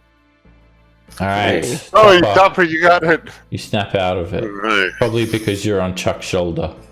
Yeah. I think I got healing shoulders. He's got the magic shoulders. Y'all just gonna have to carry me.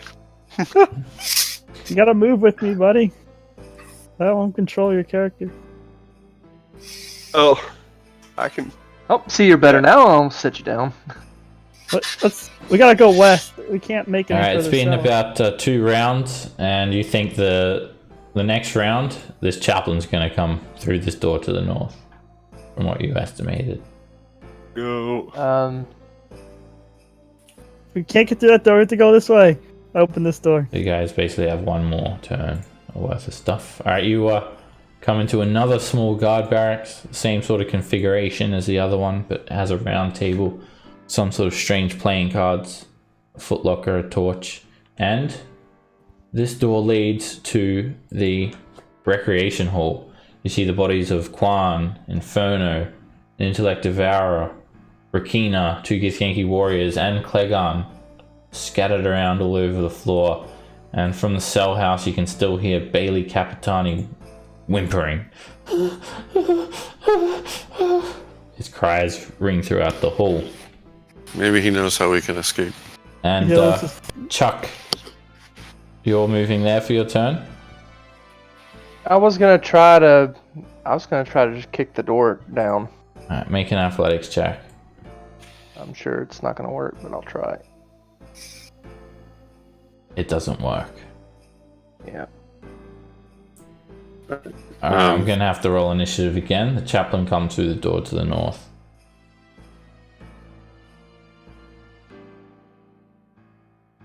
And she just sort of calls out and Gith, which one of you are responsible for inciting this rampage? I'm coming for you. The Mind Flayers are dead. Now you have me to contend with. And she is going to teleport 30 feet. Not Misty Step, but teleport. Same thing, I guess. And then she starts running. She moves to this intersection. It's her turn there. Chuck.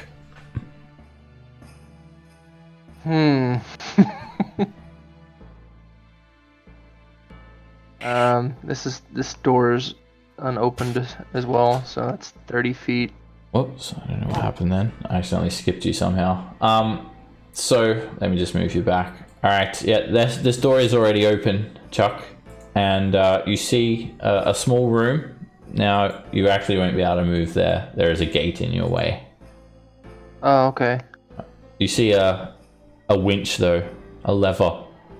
With a winch mechanism on the ground. I will...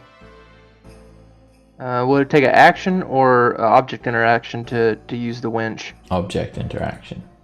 I will use that winch. Alright, it raises this gate. And it slides. Or it slides into the wall. Sideways. Okay. But the door is still closed. The door on the other side is still closed. Okay. So that was 15. So that's 30.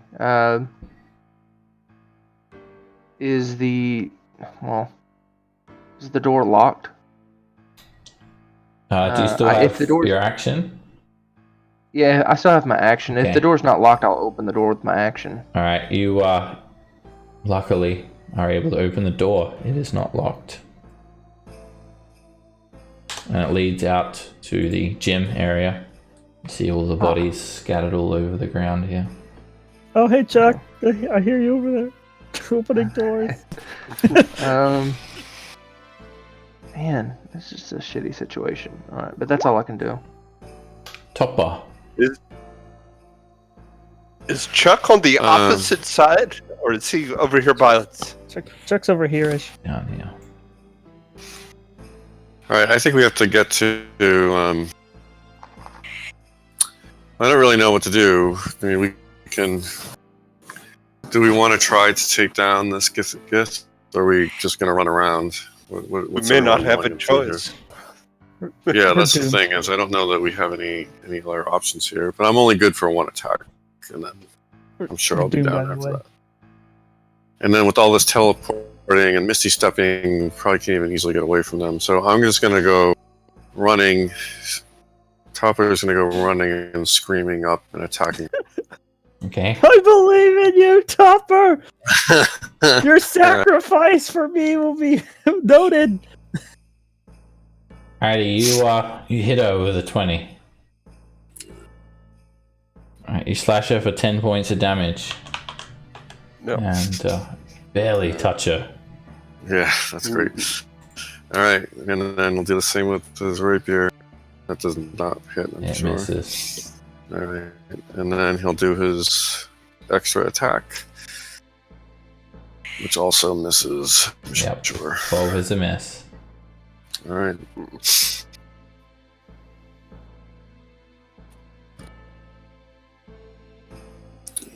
That's all I can do. Halson. More than I can do. I drop Bruce Willis. Die hard, friend. I cast Ray of Frost on her. That hits her. And her speed reduced by 10. Alright, you freeze her joints up and deal 6 points of cold damage. And then I shut the door.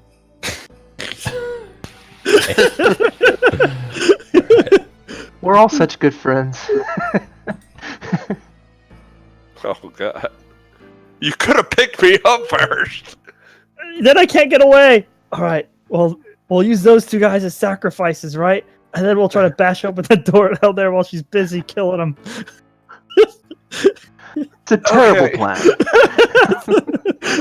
Alright, make me an intelligence saving throw, Bruce Willis. You have just been dropped on the ground, your head sort of jostled back, and you see this upside down sort of view of the chaplain just about to just completely destroy Topper. And you're still stunned. And that's exactly what the chaplain will do now. She swings once and you're actually able to dodge that using your sheer might, Topper. She then sort of jumps around, does a spinning heel kick, and just drops you to the ground.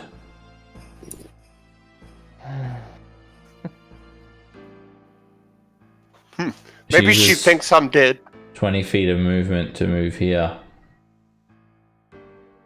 And then she teleports up to Chuck and comes in with some sort of invisible strike, but misses and falls short, misjudges the teleport. Chuck.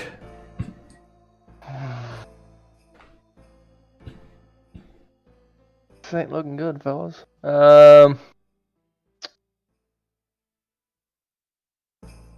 I'll turn to Halson. Run! Check for key, Run! check for keys on the body of the cook.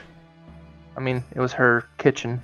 Maybe she'd have keys for that door. I don't know. Oh, alright. But there's no way I can get away Just at this point. run. So,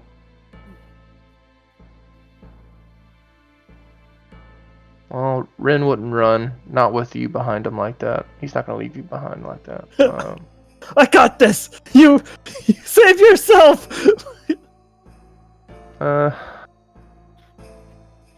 Take a swipe with the dagger. The Father's Day crew got off easy. She catches your hand. 16 is a miss. Alright, while she catches that hand, I'll come around with the other hand. And she just puts her arm forward and blocks the attack. I'll wink at her, blow her a kiss.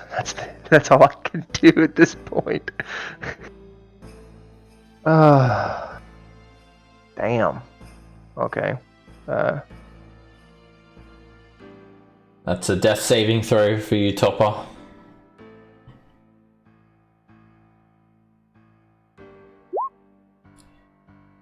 Success. Yeah. Halson. I search for keys on the guy he asked me to search for keys on. Alright, So isn't that Rakina right there? yeah. Make me an investigation check, Halson. You'll take your action to search. Alright, you do find keys, and you're quite sure that one of these keys, there's only a few there, there's only 3 keys, one of these keys may very well fit that door, They are labeled, but it's not in like a language that you've seen. It's some sort of braille-like language, just on the little handle of the key. Sort of flat circular handle.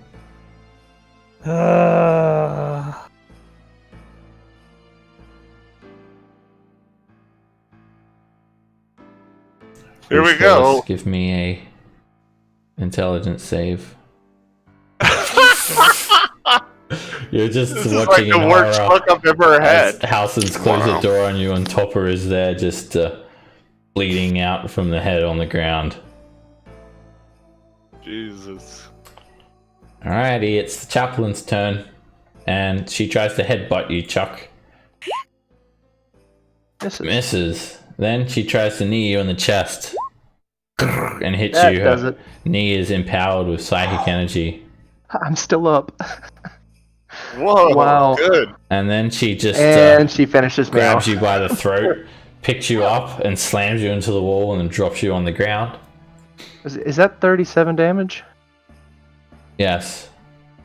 That's like 1 away from instant killing me. And Holy then she stands over near Jin. Smiles. I sentence you to death. Chuck, make a death save. It's a success. And death save for you, Topper. Why did we not all run? That's a failure. I had to see what was going on. Halson. Alright, you provoke an opportunity attack, and she misses. I shut the door. You lucky bastard. Alrighty, shut the door. I can't believe that. 25, 30.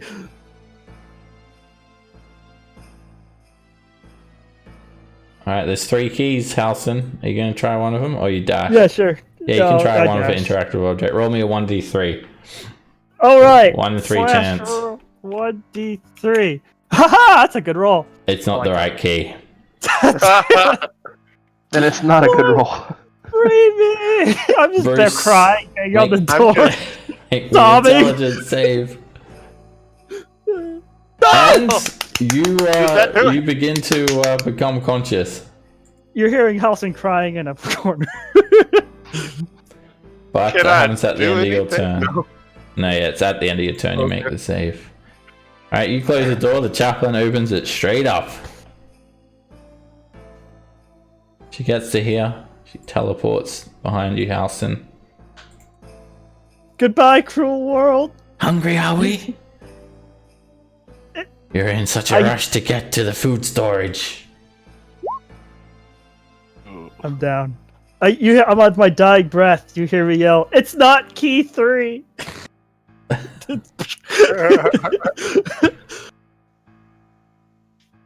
Everything goes black. You feel a sharp pain. That's it. Fuck. It's a failure. Topper. Death save. A failure. Halson. Death save.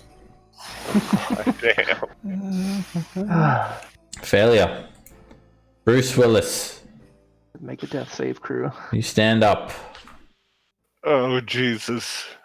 I mean, if she hits me, she's going to do enough damage to instant kill. If I walk over to top her, can I stabilize him? Sure. It'll be a medicine check, DC 10.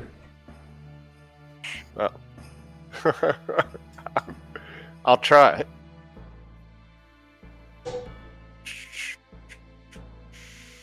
You rush over to Topper and prop his head up. He's bleeding very badly. He's hit his head as he's fallen. And you try to stop the bleeding, but it's not looking too good. Any bonus action?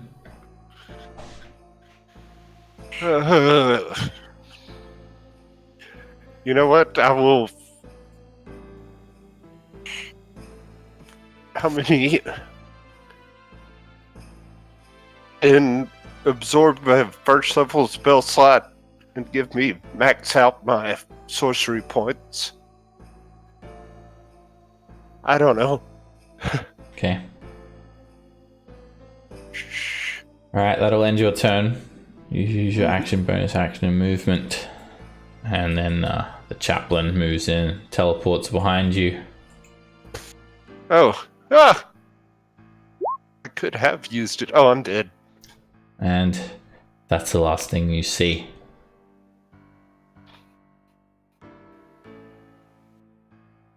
Alright, I'm gonna have everyone roll out their death saves.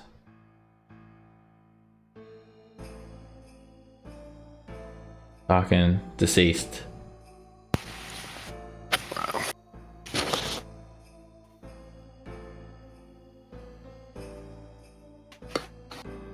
Jin, Dead. deceased.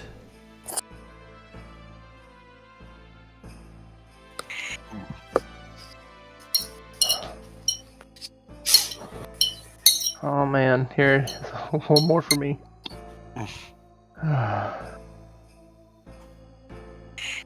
Oric, What? deceased. Dear Lord. I'm back up, baby. Yeah. It's not 3! The key's still in the thing. I can't believe that shit. The number 3 key's just sitting there for you to escape. Chuck, you stand up. Be quiet. What do Okay. you do? But Fuck. I just want to see what's going on. Okay, you guys can. I'll put your tokens Okay, there so you can I don't. follow what Chuck's doing. Can I hear her moving around? Yeah, she's coming straight towards you. Oh shit! I guess she heard me then. You don't see her, but you can hear her like moving towards you in this area. Maybe checking to make sure you guys are dead, in case no one. Someone magically. I want to stood try up. to. I want to try. I want to try to stealth and kind of go like back around this other area and go a long way around to where the entrance was. All right, give me a stealth check.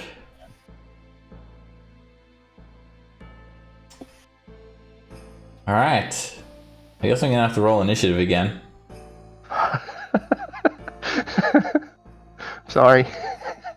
Oh no. That's not All right. good. She doesn't seem to have heard you. You're going around this way, right? Yeah. Yeah, you sort of creep around behind her, and she doesn't seem to have detected you. And now you're up. Peer around the corner, and you see her like moving towards the south here. Okay. So I know that I could go this way. 15, 25, 30. Then that's a full dash right there. I don't know if I'm still hidden or not, but Yeah, you are. Alright, the chaplain is just doing something that you've got no idea, but she doesn't sound like she's moving towards you. okay. And you're up. I know there's no way in hell I can fight her. 10.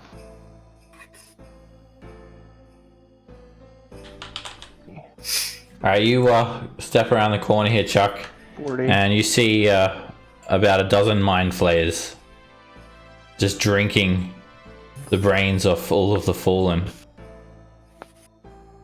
feeding in this horrific sight. Tentacles wrapped around heads. They some of them are just standing there and watching while others feed. They seem to just enjoy the act of drinking brains, and I still it's have. completely the mind flayers haven't detected you. I still have 10 feet left. I think. There's just complete silence here as well, apart from just this gulping sound. It's just disturbing to witness and listen to. Yeah, I can't go that way. Can't move. I have 10 or 20 feet left. I think I have 20. I'll get back into the room here. And fuck, I don't know where to go. To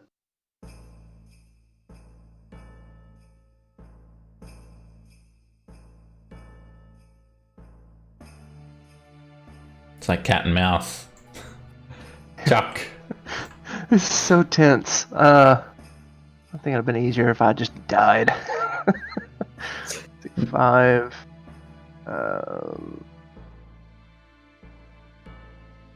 20. You guys can move your tokens around if you want to see what's going on. Chuck's over here. That's full 30. And dash. 15 more feet. You See. quickly spot the chaplain around the corner. Do see her. Okay. Around which corner? Around that corner there. Oh no, Oh. you don't see her. You can hear The her. door's closed right there. The door's like about to open. You can see the handle 15. turn. Fuck. Oh man. Let's go back up this way. And that's the full dash. Go right by me. You can run, but you can't hide. And as soon as she gets here, Chuck, you're in plain view. There you are. She teleports in front of you to cut you off. Oh, please don't. Let's finish the job. You do know there's a lot of mind flayers in there, right? This place is lost. I know. I know everything. And you will too. You'll learn to understand it one day. And then She knocks me she the fuck comes out. at you, and this time she's going to make sure you die. She's going to finish you off. Step on your neck. I was about to say I'm not even gonna worry about rolling death save. She's just gonna break my neck. Oh man. Let's take a 10 I'm minute back, guys. break. Good timing. Okay. Everyone just died. We're taking a Wait, 10 minute what? break now. Everyone's And dead? not like oh I'm dying, like oh my god, they hit us while we're down. Yeah, Critted we're us 10 like dead. times. Ouch. Missing our brains and heads kinda dead. I'll see you guys back in 10 minutes. And we'll see what the Alrighty. result of that is. Okay.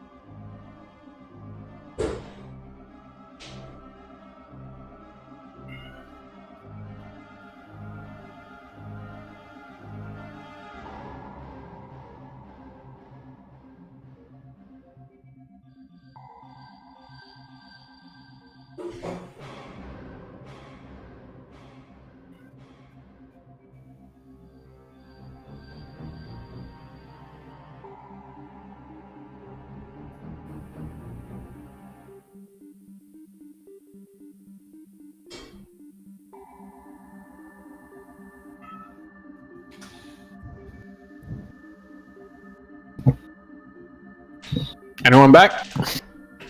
I'm back. So what happened? We didn't run away fast enough. Oh, let's see. Am I still alive? What is my character? I don't know. I don't know I'm what in, y'all like- are. I'm in a blank screen. I'm not even in the map. Yeah, nobody.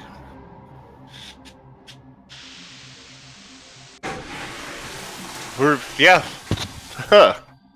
We're all dead. Not like unconscious dead, but dead. Ah, let's see. Jesus. Yep. Crap. So is the same gift that we're fighting the mind flayers turn around and attack you guys? Yeah. The chaplain. She was She the last did. Githyanki alive. How you guys doing? Githyanki was killed, you think? When I was in that spot, Seb said all I saw in there I saw like dozens of mind flayers in there just feeding on everybody. So Oh. I'm going to assume that all the Githyanki are dead. How you guys doing? Dead? I'm Okay, currently Alright, let's by the way, I'm in a blank map. Like I don't know where this. did I not swap the map over? I see the main screen.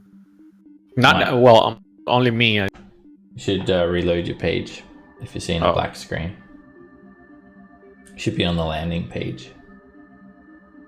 Alright, so let's tally up a bit of experience for that encounter. I don't think dead people get experience. For the combat, you guys get 1,250 XP each. I'm back, everyone's. We'll come back. You said something about 1,000. Already. 1,200. Yeah, that's included. That's for the combat. For Topper's escape, you guys get 250 experience points each. For gaining the respect of the Tutela gang and having them back you up in that fight, you guys get 250 experience points each. For staying and fighting against the odds, even though it would have been easier just to run, you guys get 250 experience points each. And for everyone enduring such a tough fight, everybody gets a point of DM inspiration. I need everyone to make me a wisdom save. Oh God, I'm so done with saves.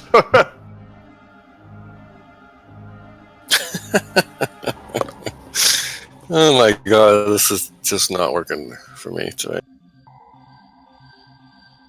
I'm gonna Uh-oh. need I'm gonna need Jin and Rin to both roll again and see who gets highest.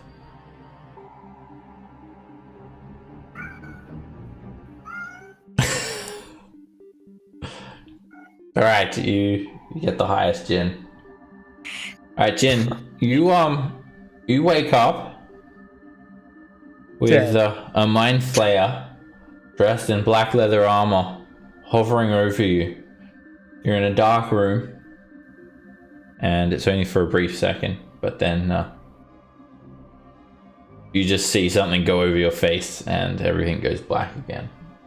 You've got no idea what's going on.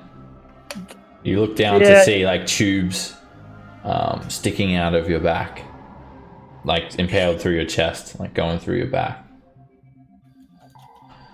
And that's I get for winning. that's what you see for a brief moment, and then something goes over your face. The mind flayer puts something over your face, and everything goes black again. Now, everyone wakes up but you're all suffering a -4 on attack rolls, ability checks, and saving throws, as if you'd have been brought back to life through a raise dead spell. Oh, Rin knows what this feels like. Nice fart. Your sunlight sensitivity is gone, Jin, and it feels very hot. You feel very dirty, and there is this hot wind blowing on you all. Everything is black. You just feel pain in all of your joints, pain in your bodies, and each one of you feel like you've been stabbed in the back twice by 2 sharp objects.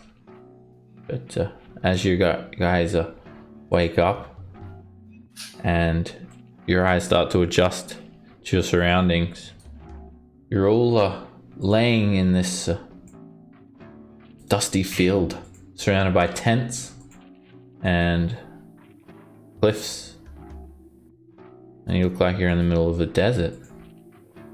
One by one, you open your eyes. You find yourselves on 1 hit point, barely able to stand, and there's a Gith Zerai standing over you all. Olacan's there as well. You're all on 1 hit point.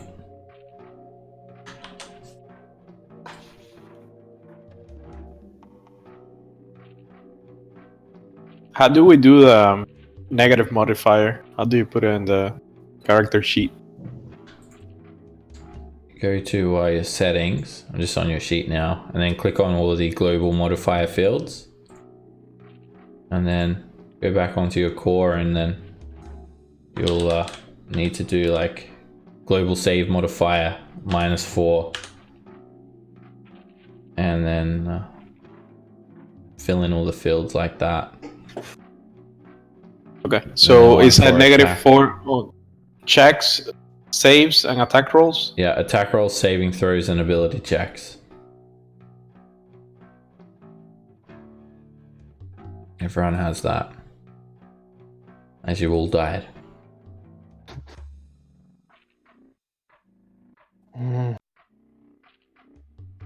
Easy. The Gisserai speaks to you as if he's speaking in your native tongue and you're able to understand him. He's just dressed in some simple brown monk robes, and he reminds you of the Gisserai that you'd met around the base of the castle. Easy, easy. It Where can are take we? its toll coming back from the dead. I know the feeling. My name is Yangarel. You're on the Duldrums. You fell from the sky jail. Well, Yangorel, nice to meet you. I'm Rin. And, are you the one that raised us? No. I am not. You look around yourself, and it's a shanty town. There are all of these little houses scattered around. The place looks like a ghost town, though. There are little wooden shanties all around you. Sort of looks like this. These are all the little buildings. Some of them are tents as well. And yeah. I ask him, do you know if the mind flayers raised us? I had a weird dream. I understand. They did not. Maester Yin was the one who has used powerful magic to bring you all back to life. and you see yourself surrounded by this rocky bluff, a large cliff that shadows over you all to the east. Inside the cliff, there is a cave mouth, and when you look out to the northwest, you see a desert as far as the eye can see. There is a few stone buildings on top of the cliff, overlooking the surrounding area. Kind of looks like this. When you look out, you see desert as far as you can see.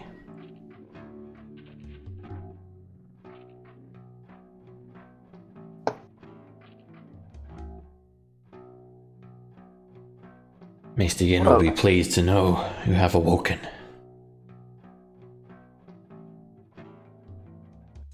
When you Where are is ready. this Maester Yin so we can thank him? His tent is there, and he points to this tent. When you are ready, you shall approach him. He has many trials, tribulations for you.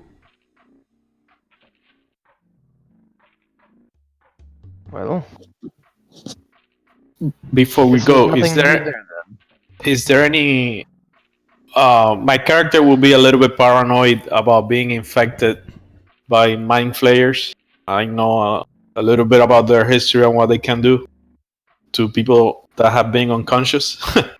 So, is there any medicine check that I could make, like vital signs or anything like that, to see if I'm infected? To see if you've got like ceramorphosis infected upon you. You could do a medicine Yes. check. Okay, I'll do a medicine check for that. 22 minus 4. Alright, you can't really check yourself, but you can check other people by looking at their eyes. Okay. And the thing is, you cannot really tell for certain if someone has undergone ceramorphosis. But as far as you can tell, everyone looks, apart from, just coming back from the dead, in good health, not diseased or infected in any way. Okay, You that's can't good rule to out know. the fact that anyone has been implanted with these mind leeches. What about bags and things like that? Do we have all of our equipment? No. No, it's all gone again. So we're back to Uh, being weaponless. You have your armor on, but you ask him, and he nods. We have your possessions. You are protected under Zerf law. For now. I thought that can be used once every 10 years. Indeed it can. We have invoked it in Dry Town. You are immune to any hostile acts from the Githyanki for a time. You should use that time wisely. Maester Yin will set upon tasks for you all, but I suggest you rest. Recover yourselves. Is there someplace that we can rest? Just here? Or is there a tent we can use? Yes. And he sort of presents his hand out toward all the various buildings here. You may choose any one you want. They're all empty. Not that tent, though. That's my tent. That is literally my tent. you said any tent. Any other tent. We could cuddle. You guys look inside these little shanty buildings and they look derelict. They're very basic. There's 1 or 2 beds in each one and just some, very basic amenities. Just a prayer mat where the Githzerai will meditate, and there's no like kitchen or washroom or anything like that. It's just a very, very basic style of living. Well, That's something Ren is used to. All right. Well, I'm gonna grab a tent. And... You guys basically just crawl into the tents. There's barely even enough room for you guys to stand. When I say crawl, I mean literally. Or there's some buildings, and you will take a long rest, and you will awaken a time later, having recovered one of those 4 levels of the penalty of death. So you have a -3 on attack rolls, ability checks, and saving throws. And it's very, very hot here, and there seems to be a presence of wind, and there is gravity. You very much feel like you're in a desert and not in the astral plane whatsoever. When you look up to the sky, you see Castle Susseros looming thousands of feet overhead, and this floating chunk of rock in which the Will of Gith sits on, and everything seems to be pretty heavily obscured by this dust that just lingers in the air. There is a thick dust obscuring your vision out to the surrounding horizons.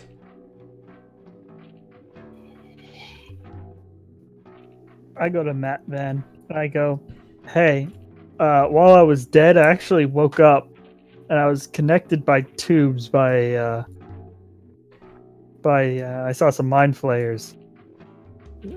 Well, You were is that- connected by tubes?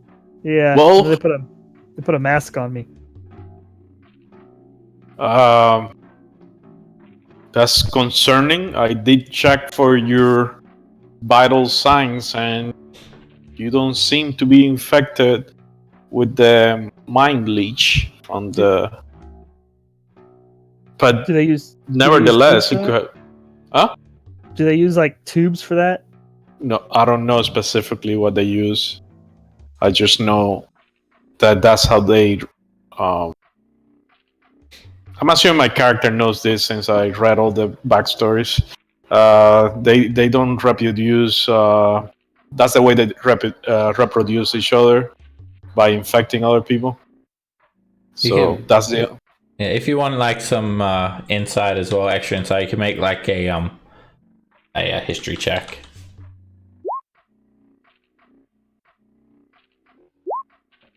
Not my day. Yeah, mine Do, is do a I know little where? little do I know cloudy where I at the can find moment. Sorry? Do I know where I could find that information? Probably like maybe a library or something. A library. You'd think maybe like a library in Tunarath somewhere would have that information. Library. And you think the mind flayers would have that information as well, probably. The Document it. Gitzerai might also have that information. They are very knowledgeable about mind flayers. Yeah, maybe we'll ask the leader that rezzed us. I mean, mind flayers and Git Yankee have been fighting each other for a long time. Yeah, and not much I think we know from even just this. Yeah. Well, when you But we guys have to emerge meet- from your tents, Yangarel greets you all, and he's just doing some like yoga, basically. Some slow martial arts moves and some practicing. Everything seems quite peaceful here. And he just doesn't stop doing his yoga, but he speaks to you all. When you are ready, Mr. Yin will see you.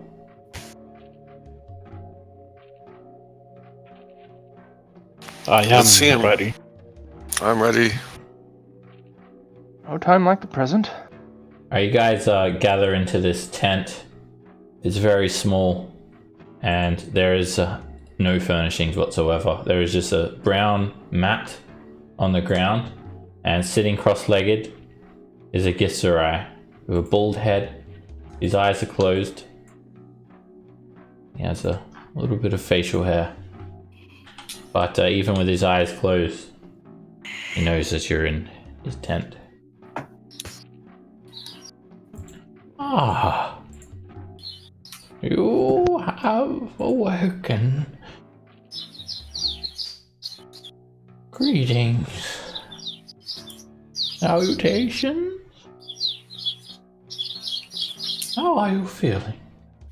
Did you have a good rest?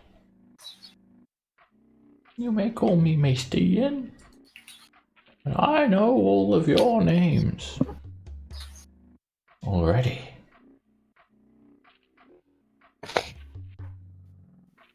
Greetings, Maester. I'm afraid that we're not feeling very well. As we don't really know what happened to us. Feels like we died and we were brought back to life. You fell from the sky prison. There were 7 of you. Your kobold friend has gone to the now Maker Mines. He seems obsessed in digging and did not seem interested in my trial. But you have the trial built into your fate. You must make a decision. You must head into the sanguine Badlands and find yourselves. You must rise up from thralls. You must witness your forthcoming. But first you must be tested for your worthiness. I immediately, if we're sitting, I will stand up immediately and say to him, I will take this trial. I believe I was called into this strange land for some reason, like a matter of fate. And whatever awaits me in my future, I'm ready to face it now. Yes. Free will is merely an illusion. You think you're making a choice, but really, your choices have already been burnt into the books of fate. You are ready to undergo your trial. You must make the ultimate decision upon its completion. There is no other way. You must choose your path. If you are ready, the trial may commence immediately. You may attempt it as many times as you like. And then he steps out the tent. When you are all ready, come before me. The trial will begin. The first of your cloisters. I'll start now. Can we get our things? Indeed, you may take your weapons. You may take your magic items. They are protected under Zerf law, and by Zerf law they belong to you. You may prepare yourselves for combat. Who?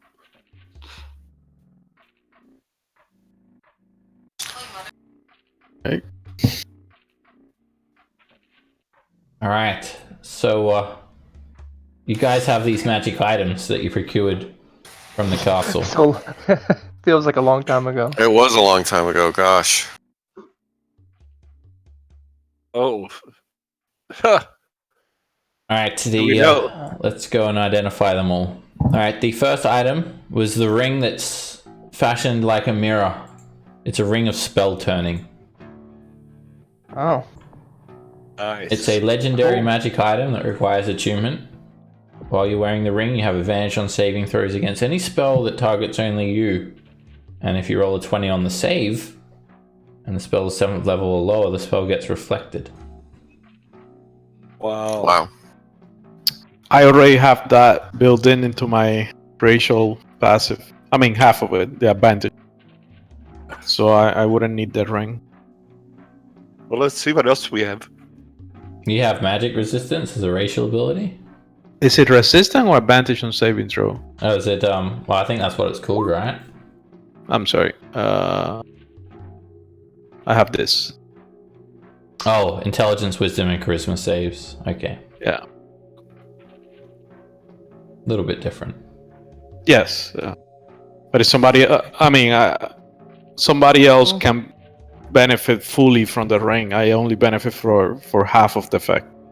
Well, let's see what the rest of the items are. Yeah, let's Yeah. see what the rest Decide. Might be a good idea to see them all first before you distribute them. All right, so the golden mace with the sunburst bull at the head of it is a mace of disruption. Oh, It's a rare magic item. It does require attunement, and it deals an extra 2d6 radiant damage to undead or fiends.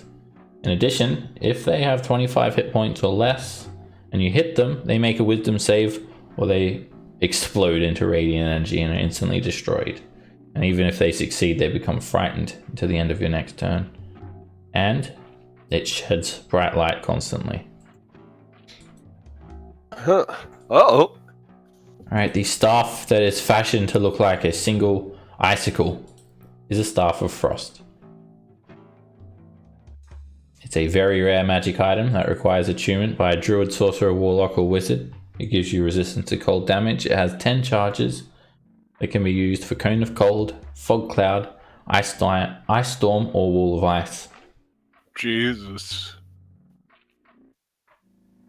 The belt that you found, the one that has the face etched on it, it's a belt of Frost Giant Strength. Ugh. It's a very rare magic item that makes your strength 23 when you attune to it. Wow. Wow, that would be good for The book lots of people. that has the knowledge in it with the face etched on the front is a Tome of Understanding. You spend 48 hours reading it and your wisdom score increases by 2 permanently, as does your maximum, which will be Oh, up to I like 22. that. That's gonna be I bad. like that very much. And after That you is read a it, good one. you can read it again in another 100 years. Wow. Need to learn clone. Alright, the dragon pommeled sword is a dragon slayer, and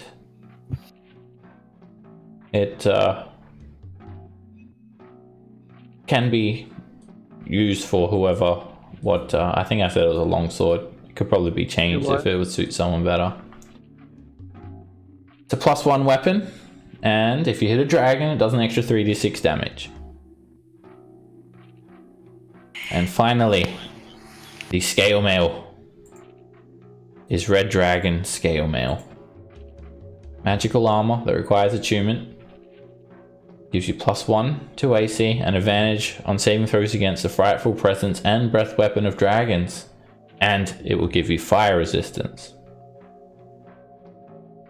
What type of armor is that? Is that medium or heavy? Scale mail is Medium, I think. possibly medium. I always get confused because they changed. I always think of older edition armor. I think chain is heavy. Scale. It's medium. Oh, yeah, It gives you 14 AC, so it'll be 15 AC for that one.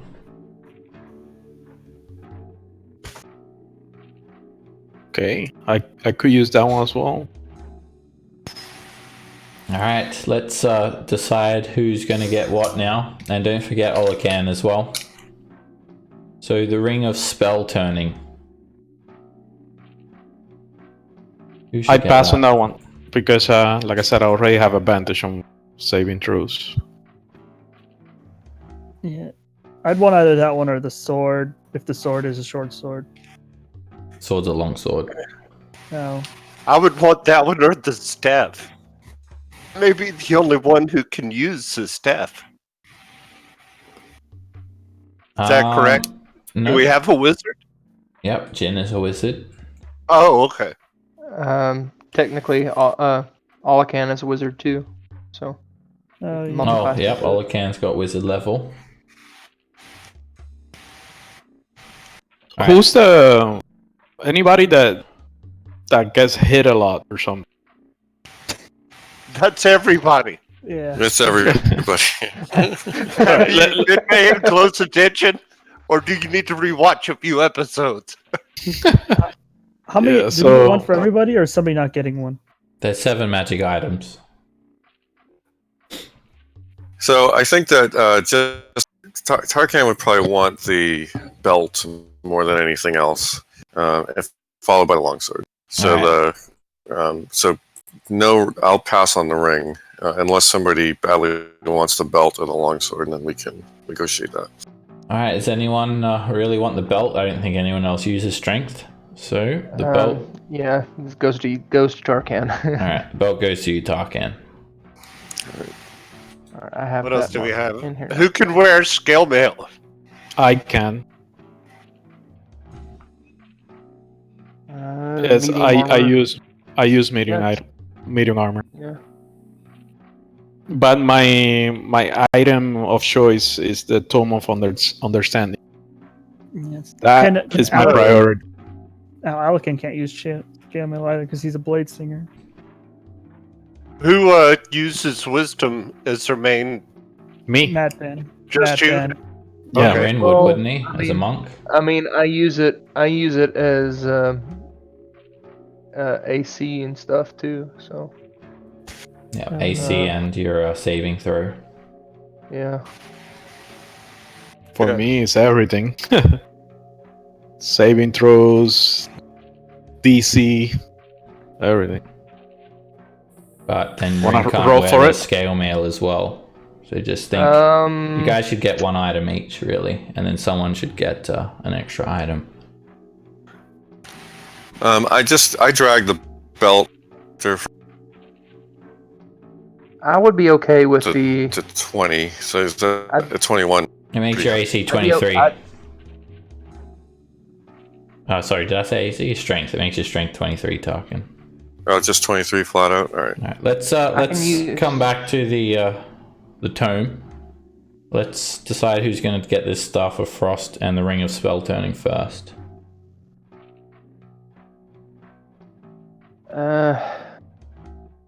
Let's see. I think on me, I'd be okay with taking the Mace of Disruption. I can use the mace as a monk. I can use it as a dexterity weapon. So It's a monk weapon? maces aren't they? I don't think I'm it not is. sure. Simple weapons and Any simple weapon? short swords. Yeah. Okay. Alright, then you could use it as a monk weapon. Then not many people can use the sword. So if you take the mace, I take the tome. Is that how it works? Looks like it. I mean, I'm okay with the mace, and then I would say that the extra thing be the sword, and let Tarkan use that, since now he has the belt of giant strength. So, I mean, that just doubles up on being able to hit harder, in my opinion. What can Yeah. Well, Alakan it's also get? a magic And then the weapon, ring but of spell turning for Alakan. Then I Or would the- take the staff. Well- It kind of goes against my, proficiency, but I mean, if the DM doesn't have a problem with it, It's up to you guys, really. Alright, I so mean, it- first of all, before that, let's just do one thing at a time. Alright, Okay. Rin, you take the Mace of Disruption. Very good choice. Okay. Now, the Tome of Understanding will go to Math Van. Perfect. What it's three items are huge. left? You will Well, need that's to huge spend for me. 48 hours reading it. Okay. I will give you a tally of how many hours you've read it, and when you hit 48, you will have gained the +2 wisdom. Alright, From so now on, go ahead. No, go ahead. I'm gonna say something dumb. the Dragon Slayer goes to Tarkin, and that's not attunement as well, so that can easily be just swapped out at any time. And then now we have the just remember Olacan needs an item too. Yeah, but what 3 items we got left? We got the staff, the ring, and what else? The scale mail. The scale mail. Well, Well, none of us means- can use the scale mail. There's nobody who can use that scale mail between the 3 of us that's left. Yeah, and that scale mail would be better. Unless I happen to be attacked. Alright, so the scale mail can go to Mathvan then.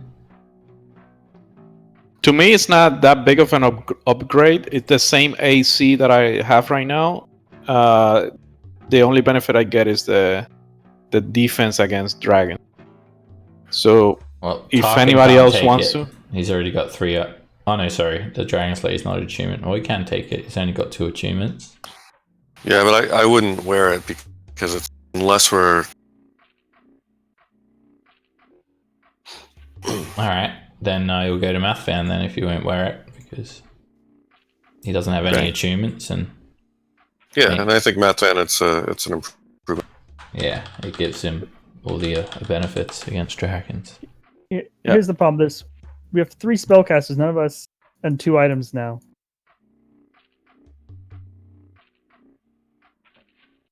Alright, a ring of spell turning and a staff of frost. So who's taking the staff? Oric saying it was going against his character as a fire user. Which is true, but I mean, I would take it for sure. But If you want the staff, I'll take the ring. what the ring? Alright. Okay, that's fine. Decided. The staff goes to Oric. Just keep track of how many charges it has. It starts off fully charged with 10 charges. And then the ring of spell turning goes to Jin. And just don't tell Olacan that you guys got any items. There's one other thing we could do. We I'm sure- could give the ring to Olacan if we made that sword a short sword and gave it to me. Then everybody gets 1 item. Okay, we'll do that. Okay. This Dragon Slayer will be a short sword. All right. And then the short sword goes to you, Jin. Alright? Then now everybody gets an item. All Yeah. right, I'm happy. And the rogue gets the ring of spell turning, which is very good for a rogue because rogues, one of their main things is avoiding damage. All right, What's it called again? Dragon short sword? it's a Dragon Slayer.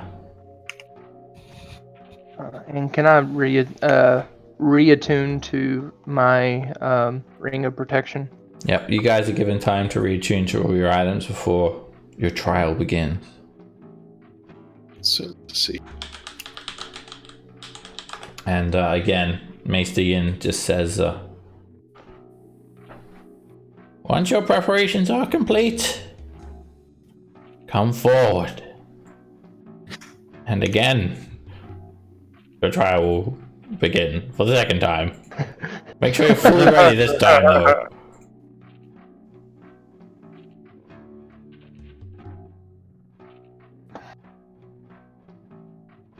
Ugh. And he steps over here waiting for you guys to approach him.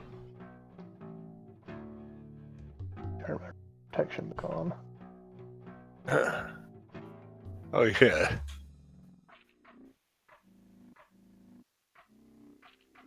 Okay, I gotta. Ah, Rin. And you notice Maester Yin hasn't opened his eyes. You guys suspect he's probably blind. But he seems to know exactly where you guys are. You are an up-and-coming monk. Divine I try, Maester. in nature. You had decisions to make in the Will of Gith? me. A bit of food for thought, if you had a choice. And you could have chosen who would have won the fight between the Mind Flayers or the Githyanki. Who would you have chosen?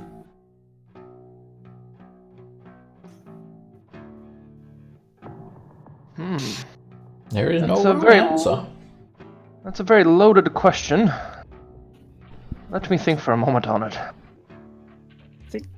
There is no right or wrong answer. There only is what exists. Well, the Mind Flayer is the one that won. Did The they Yankee really? killed all of us.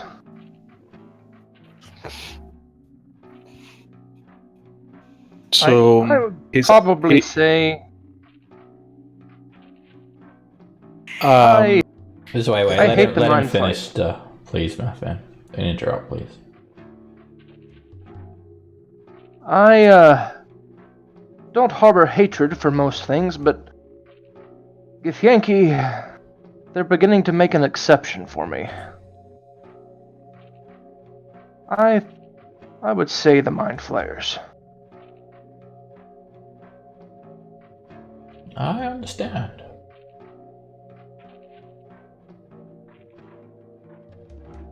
You are ready for your trial. And what you asking, my friend? if he's asking the same question to me about who I wanted to win. No, he's asking that to Rin, Oh, okay. All right. and he's waiting for everyone else to approach him. All right.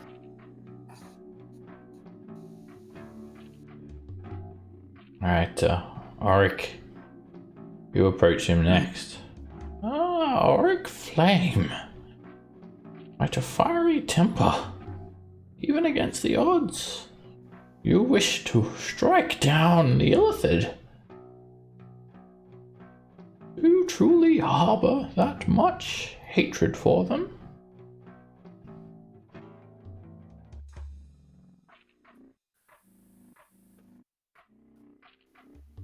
I harbor hatred for all those pose chains upon others. But Ah, Gith have sacrificed their lives for our well-being. I had seen none of that from the Illithid. a breaker of chains you are. And you, my fan, you seem all too eager to express your feelings on the situation. Come, my child, tell me, you would have had a choice. Would you have chosen to win that battle? I'm afraid I would have picked the Githyanki to win. Mind Flayers devour intellect, and I cannot think about a worse crime to commit against humanity than the lack of knowledge in the world. But the Illithid, they harbor much knowledge. The ability to see through 1,000 eyes. It's what they possess. As slaves, as creatures, I don't really know that much about them, but they seem to be that they're possessed in a way, in a hive mentality, puppets to a grand overlord. Indeed. They share the hive mind. Jin,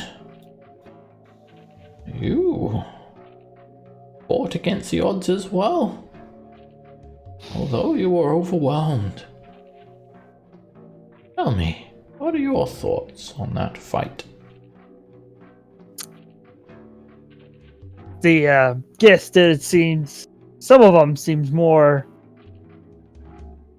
trigger happy than others. They were willing to attack us who were trying to initially kill the Mind Flayers. Terrible way to make friends. They're not very bright. Ah, perhaps you're not seeing the bigger picture. Everything is a test.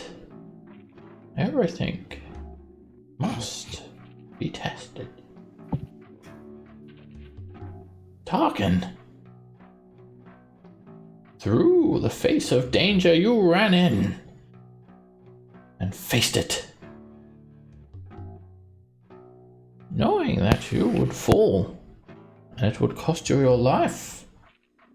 Is your hatred for Githyanki greater than the value of your life? That's a really good question. The Githyanki appall me. They enslave everyone, and then they enslave themselves, and everything about them is just terrible. And people like you who offer support and help outside are a great mystery to me. Yes, I do think. Although I wasn't throwing my life away, I was trying to protect the party as best I could. I didn't see any other alternative, and perhaps there was some small chance that we would have been able to overcome. But you did woman. die. And I No, have that's brought you true. back. No, and I very much appreciate that. It is your fate that has brought you here. This is your destiny. And now the trial will begin. You must defeat me in combat. Only then can you move forward. Deal yourselves.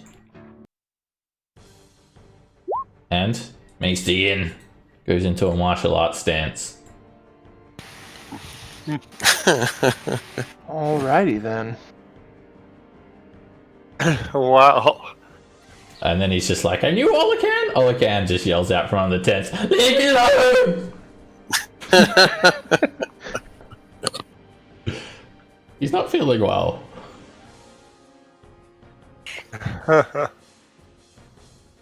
You're up first, Oric. Okay, so we have to defeat this guy.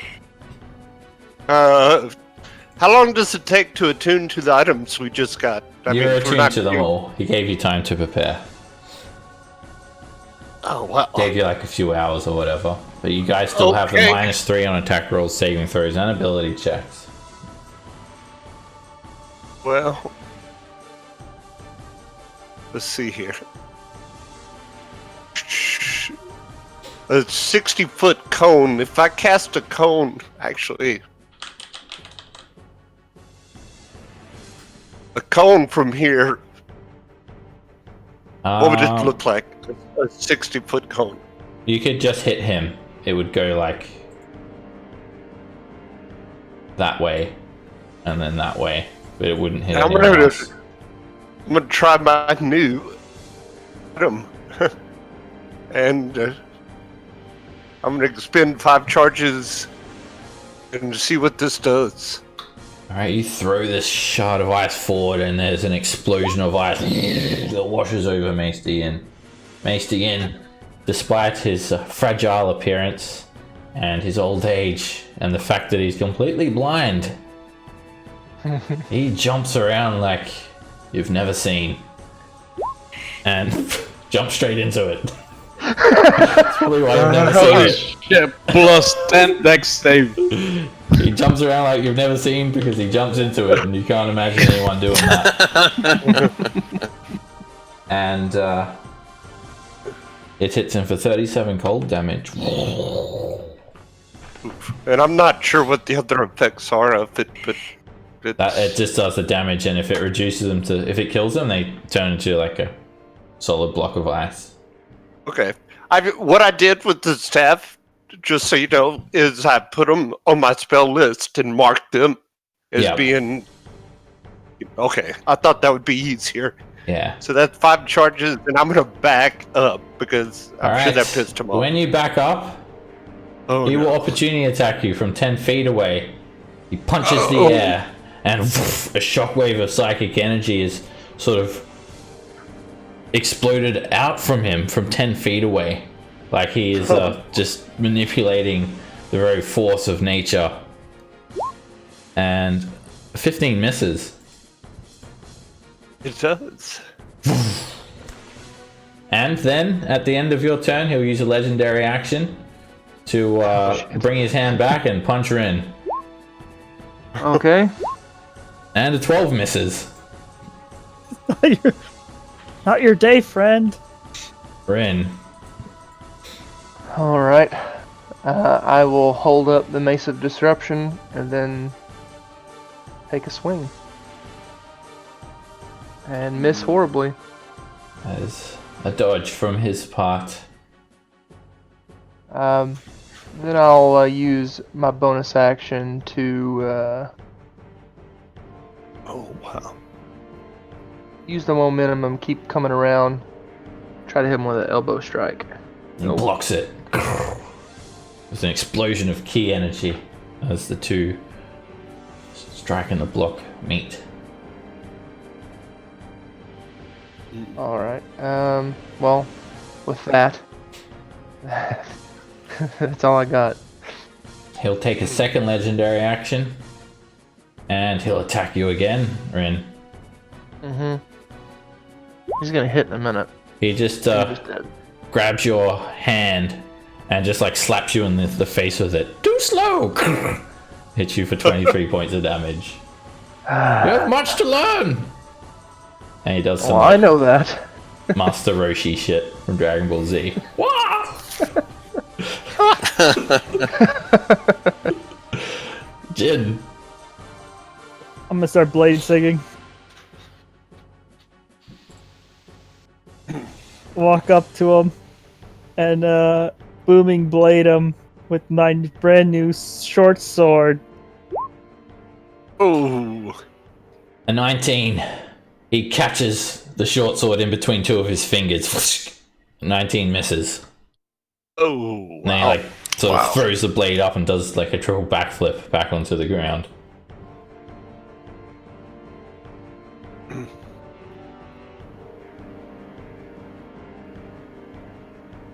Math fan. Okay. Bonus action. I'm gonna cast. Actually, sorry. He's got one more legendary action. Just before your turn, he's going to, he's actually going to teleport. He disappears and he reappears 30 feet. Oh, wait, the scale's not right. Yeah, it's like... Let me fix the scale up. Oh, damn. Yeah, it's like... There we go. Holy Everyone shit. gets Dragon Ball Z auras as well. There we go. He teleports 30 feet away with a legendary action. Wow.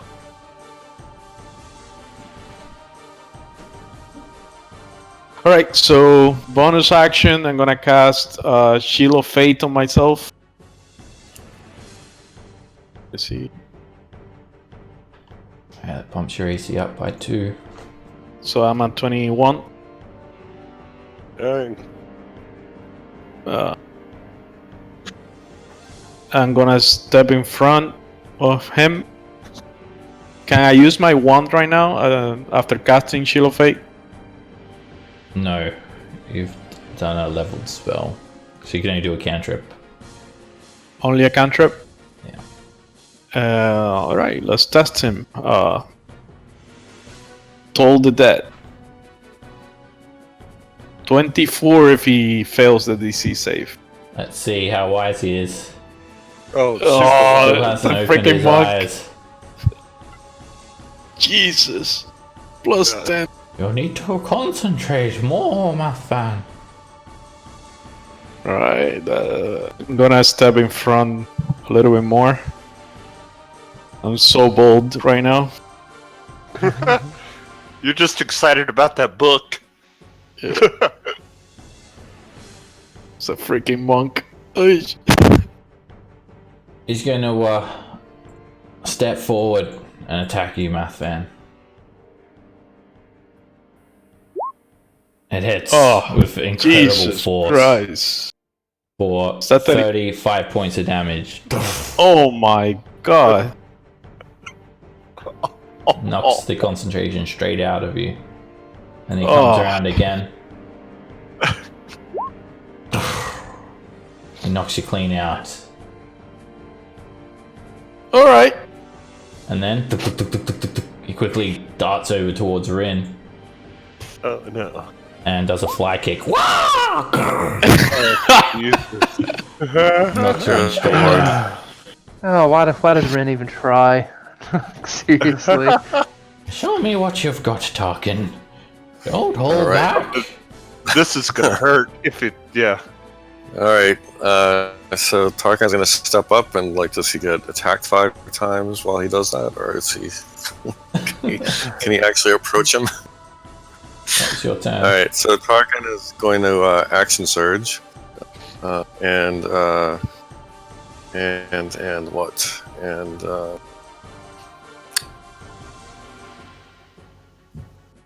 he'll attack with the.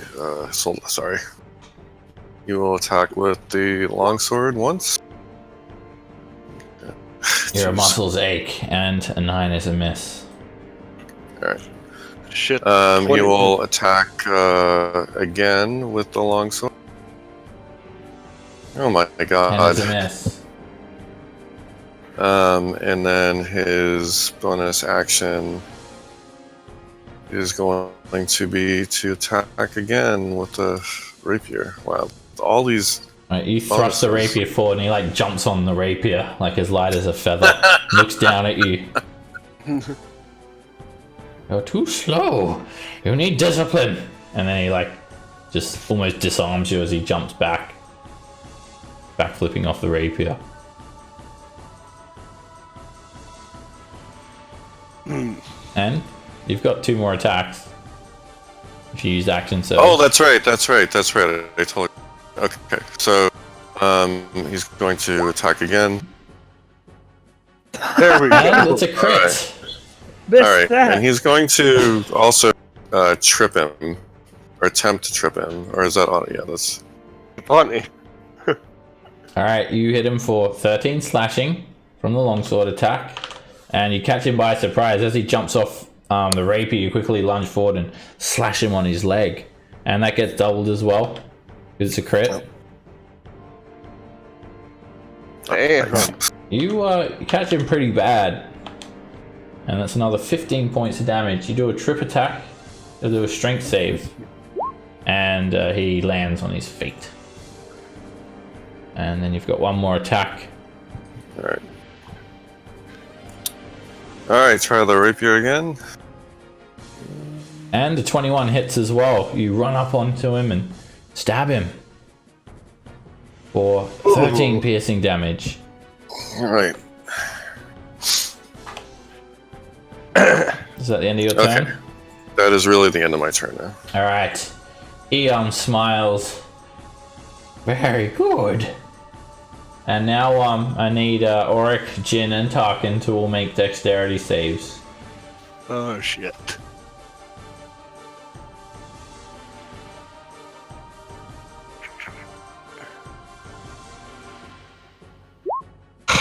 Oh my god. All And that's right. -3 too. He just does some finger sigil stuff, and then he just sort of flicks his fingers up, and Jin, Auric, and Tarkin, you guys are thrown 100 feet away, slammed into the side of the cliff, and then are just suspended in the air, unable to move as he uses reverse gravity, orientating it any way he wants. I have seen enough. And then he just drops you guys, and you all take 100 feet of falling damage. Wait. Alright, Jin, you float to the ground. And Tarkin. He's within 60 feet of me. Alright, Oh, Tarkin very nice. and Auric Am as I? well. Yeah. Alright, you all Oh, thank God. sort of float to the ground, but Macian just sort of says, I have seen enough. You are ready. Really? Okay.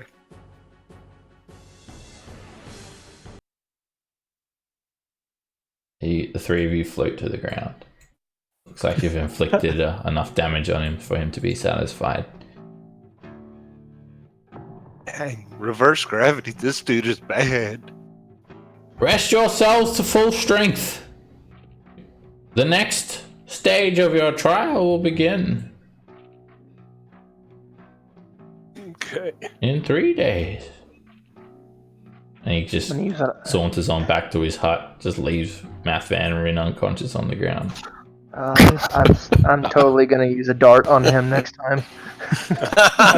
I He'll get poke the him. dart.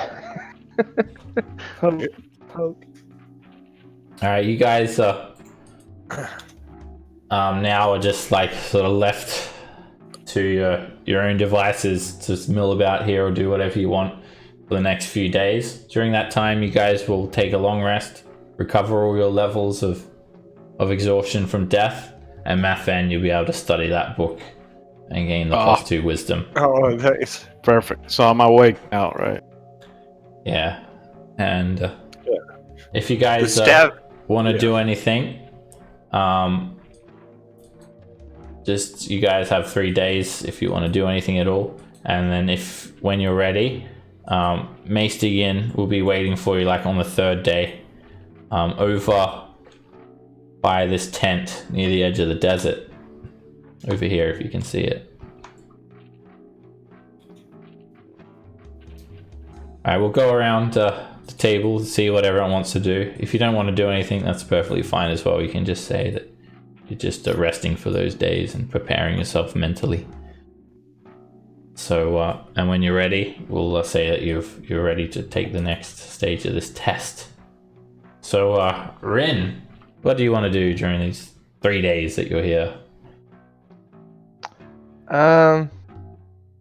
If Maester Yin is like available to talk during those days, I think I would like to talk to him and just kind of ask him like what kind of path he follows, like monk wise. I'm not meta, but like, you know, like what kind of teachings does he follow, and When you if there's go to request movies he could teach me. to speak to Maester Yin or try to approach the tent, Yangarel intercepts you or calls out to you. You may not approach the Maester during this time.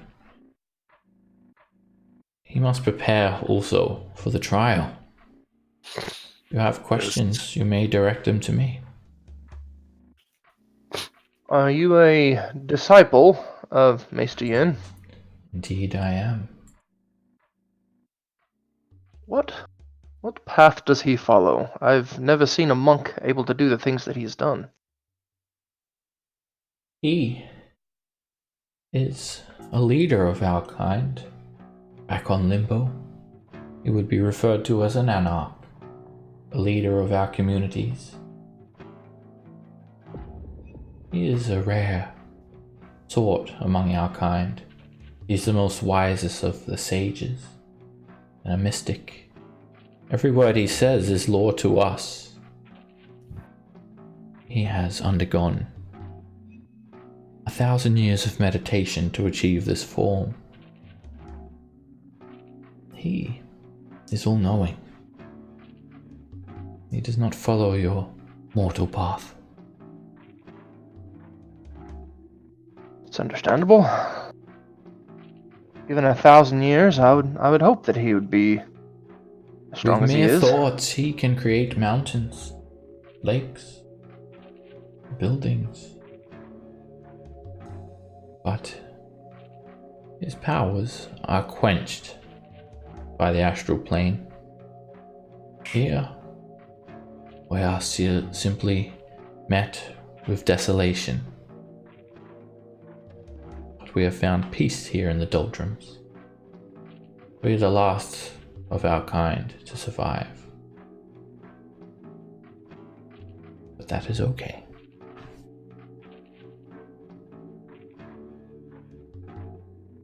Maester Yin awaits you for your next trial.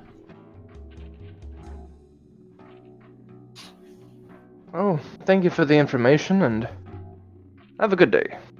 And I'll for the rest of my time, I'll do like meditation and go through like normal like martial training type of stuff, like monk shit. Pretty much. He nods at you. Sadate. And then you meditate and prepare yourself. And then on the third day, you go before Maester Yin, who awaits you at this tent. Alright, Auric. Anything you'd like to do for these 3 days? Wielded the power of his new staff, Ark is just going to sit and ponder what legal red tape and hoops he has to jump through to assume a middle name, because he's no longer Auric Flame, he's Auric Frost Flame. Because I'm going to use the hell out of that thing. Alright. So I'm just basically sitting and contemplating. Alright, Auric. Frost Flame. Oh, there it is! Boom! Not much red tape at all. Yeah, you think no one can stop you calling yourself Auric Frost Flame. And it has more of a ring to it than Bruce Willis. Oh, nice. Okay. And then I will go to the trial. Alright, you approach Maester Yin on the third day and await him by the tent. You may go over now. Okay. Jin, what would you like to do? I'd like to make a familiar. Alright, what do you want him to be? A fey owl, and just throw him into the pocket dimension for safekeeping. Okay. Does Mr. Owl have a name? Good choice. Bowl. Bowl? Bowl. So Owl with a B. Albie. Bowl. Alright, let me sort that out for you. Okay, give you control of him, and then if you want to see through his sight, you can just take over through his vision when necessary. And just sort that out for you now.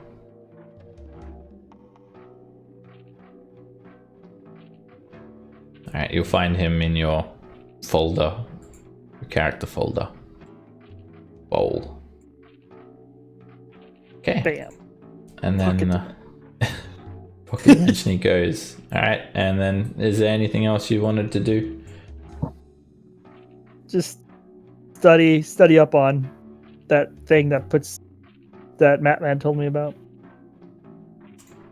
Alright, there's no like books or anything here that you can study with. Just big theories in my Think. book. Just think a lot. Yep. You can make a history check. History. Oh yeah, that's a crit. Alright. Ceramorphosis. So, mind flayers, to create new mind flayers, they lay eggs, which hatch into these little tadpole creatures that will implant themselves in your brain, and then you'll be transformed into a mind flayer that will be injected into you through your head by your nostril or ear canal. And as it grows, the tadpole will devour your brain, attach to your brain stem, and it will actually become a new brain for you. And then your body will completely change form. And if you watch the Baldur's Gate 3 trailer, you'll see exactly how that happens, which is awesome. Yes. That's what I'm afraid of. I go to Tarkin and tell him I need to perform brain surgery on him. You think that you'd actually be incapacitated if you were undergoing ceramorphosis.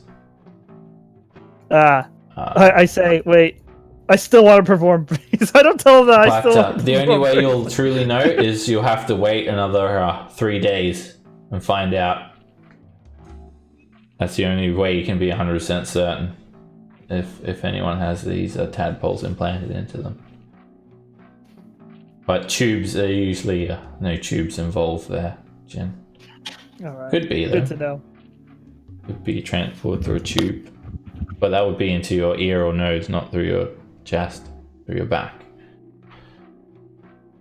Okay, so you come to that conclusion that there's a slight possibility that in 3 days everyone's gonna transform into mind flayers, and then you go to meet Maester Yin.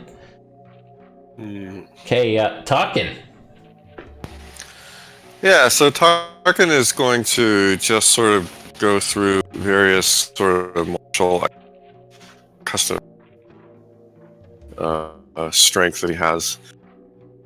So all of his kind of usual drills, and then in addition, get a feel for how big of a rock can he pick up, how far can he throw it, that kind of thing. Just focus on that kind of stuff and not really try to talk to anybody or anything like that. Alrighty, you get your strength back through some training. First of all, you struggle to lift some rocks, but after the third day, you're lifting boulders, punching boulders and breaking them in half. And That's awesome. Like Resident Evil 5, if anyone's played that. So many video game references today. Alright. I know. You're just punching boulders, talking, and then you do some strength training, push-ups, sit-ups, and whatever else you need to do, and you get into good shape. So you're ready for the next trial. And then you go and meet Maester Yin. And finally, Math Fan. Yes, I'm gonna spend the 3 days reading the book and concentrating on my spells, like concentrating in a ritual in order to attune myself to another type of magics. Basically, changing my spell list. Okay. You do spend a lot of that time reading the book. It consumes a full day, and then another one. And during that time, you recover and you'll rearrange your spells, and then you two are ready to confront Maester Yin for his next test. He stands here at the edge of the desert known as the Sanguine Badlands. And I think I got one more piece of artwork. Remember I said you guys look up and see like the city sprawling overhead? This is what the view would be from looking down at the city, these Badlands. But you just see these faint little glows through the obscurement from the dust that's prevalent in the air. You fought well the other day. I am impressed. I almost had to try.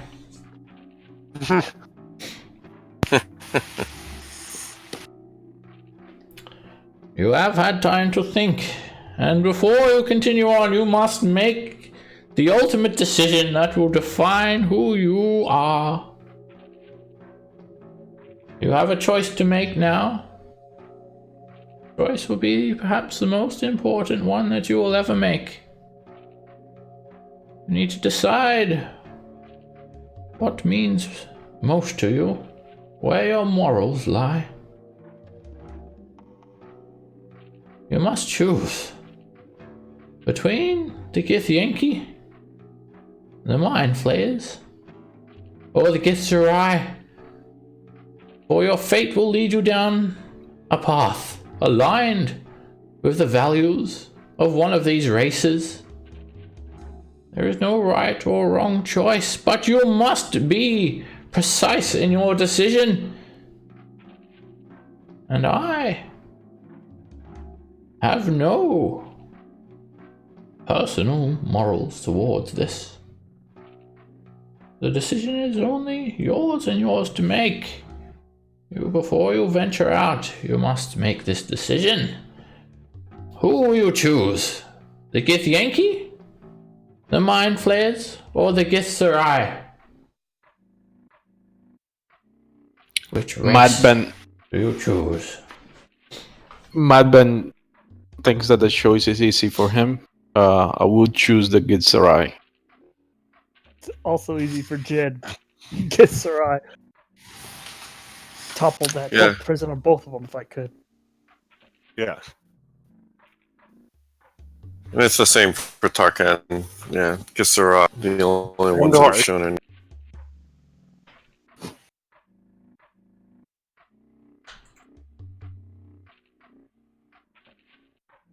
Everyone type in the chat what you choose.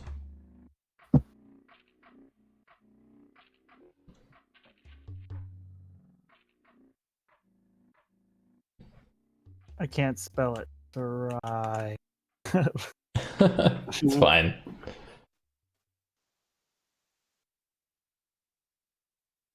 Alright. It seems unanimous. Tell me. In the greatest fight of all, if humanity depends upon it, why would you choose the Gissarai to be the dominant race among the three? What are your thoughts? That's an easy answer for me. The Gitsarai are the only ones who have not attempted to place us in chains. You have tried to free us, not place us in them. The Gitsarai possess wisdom and knowledge, and that's basically, I believe they should have a place of power in this world above the other two. If I just knowledge really is what hate you the other- seek. What was that? Oh, you go, Jin. I just really hate the other two so much. You're the only real option. There's that too.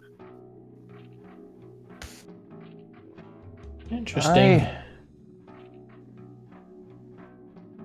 I tend to agree with Jin on that. The Githyanki, well, I've already been killed by them twice now.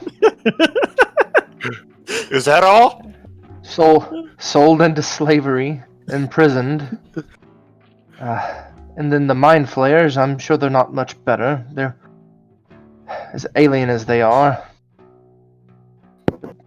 Like the others have said, the Githzerai have helped us. Have shown a willingness to help that not many would.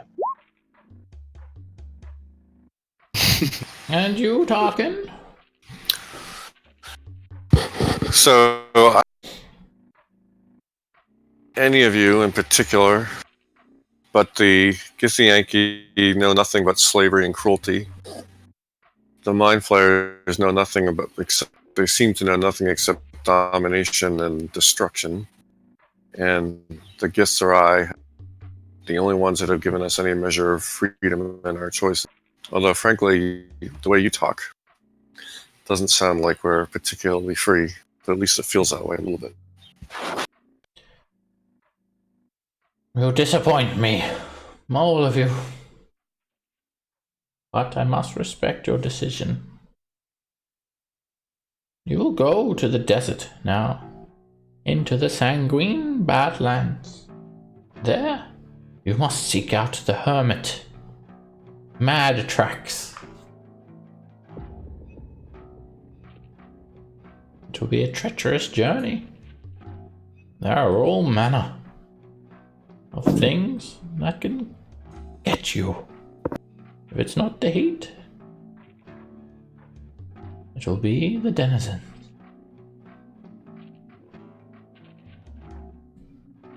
The journey will not be successful by foot. That is why you must travel in a bit of style. And then he sort of flicks his fingers up and this tarp that was over some object here is lifted. and there is a vehicle. Oh, I man. present to you the desert crawler. Oh, Shotgun. interesting. Now, it's sturdy enough, and it shall get you where you need to go. It will fit all of you. And it fits 6 people. There'll be 1 driver, 5 passengers. It has a ballista set on the back of it and spikes at the front of it for ramming. 1 person will drive, and the rest will be passengers. Anybody proficient in land vehicles? Nope, not me. Maybe Tarkin. Is it? Sure. That's a good question. What's your background? Trying to remember what I chose as a background. I think I chose. Oh no, I'm a noble background, so no, I don't have any reason to be proficient in that. What does it take to drive a deck? Driving it doesn't require any real skill. If you were proficient in land vehicles, then you'd probably have advantage on any checks that would involve like maneuvering it. But anyone can drive it. There will be some rules involved when you get into combat in the vehicle. Nice. The person who drives it will just dictate the movement of the vehicle, and everyone else will dictate. Well, they'll have their own turns. The person, the driver will choose what the desert crawler does on its turn, because in combat it has its own turn, and it can take 2 actions. It can fire the ballista, it can move, or it can ram. The ram does 60-10 bludgeoning damage. It also has its own hit points. It's got the chassis has 150 hit points and an AC of 15. And then the control wheel has 18 AC and 10 hit points. If the control wheel gets hit, then you can't steer. And the vehicle moves. I think it was 60 feet, I was going to say, per turn. And then, yeah, it has these massive crossbows that fires heavy bolts. And the desert crawler can just shoot it on its turn. It's presumed that there are people operating it. And then on your turns, you can do whatever you want, as you'd usually do. Or you can, if 3 actions are used, then the ballista can be aimed, loaded, and fired. And then, yeah, just by moving into stuff, you ram into creatures. So the people that are not driving, do they control the ballistas, or the driver controls the ballistas as well?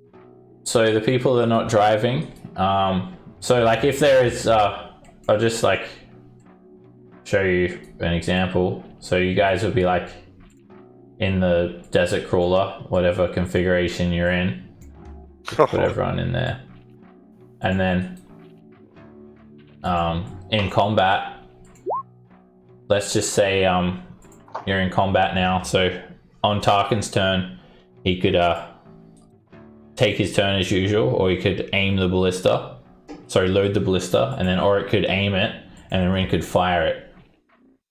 Or you could just do whatever you usually do. Obviously, you won't be able to move unless you jump out of the desert crawler. And then on the desert crawler's turn, it can take 2 actions. It can fire the ballista.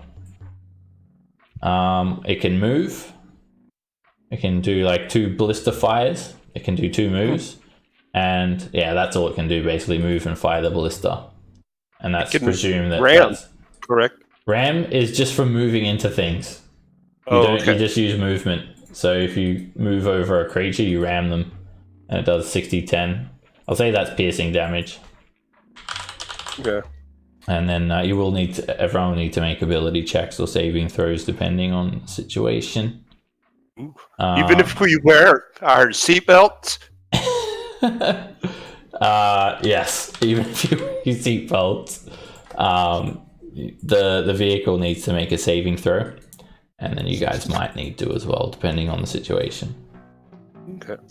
But Wow. we'll end the session here as you guys jump into this thing and get ready to head out to the desert. And for that encounter, you guys get another 500 experience each for doing all that.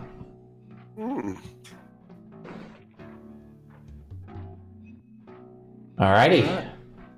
We'll start off next session with you guys in the desert crawler heading out to the desert to meet Mad Tracks. Awesome. Very cool. Awesome. You guys are all rested and back to full power. We're I know better. the guy's disappointed in me for everybody choosing the gifts of Rye and whatever, but seriously, Ren's died twice now. He's tired of it. Everybody chose to get through. Yeah. I think Ren's I don't know why he was start wearing upset. Ren's gonna start wearing like a wristband that says "Do not resuscitate." DNR. Donate, Oh, no. donate my body to science or something. That's classic. You know All what's right. funny? I actually had Spirit Guardians at my level 3 spell. I decided to change it to Mass Healing Word, so I can bring multiple people back to life at the same turn. That's good. That's good. Hopefully, guys will be a hell of a lot stronger now, though, with your magic items. Yeah. Hopefully. Yeah. Thank you very much, guys. I'll see you next week. Good. Yeah. See you next week. Alrighty. See you. I'll be Bye. there. Alright. Bye bye.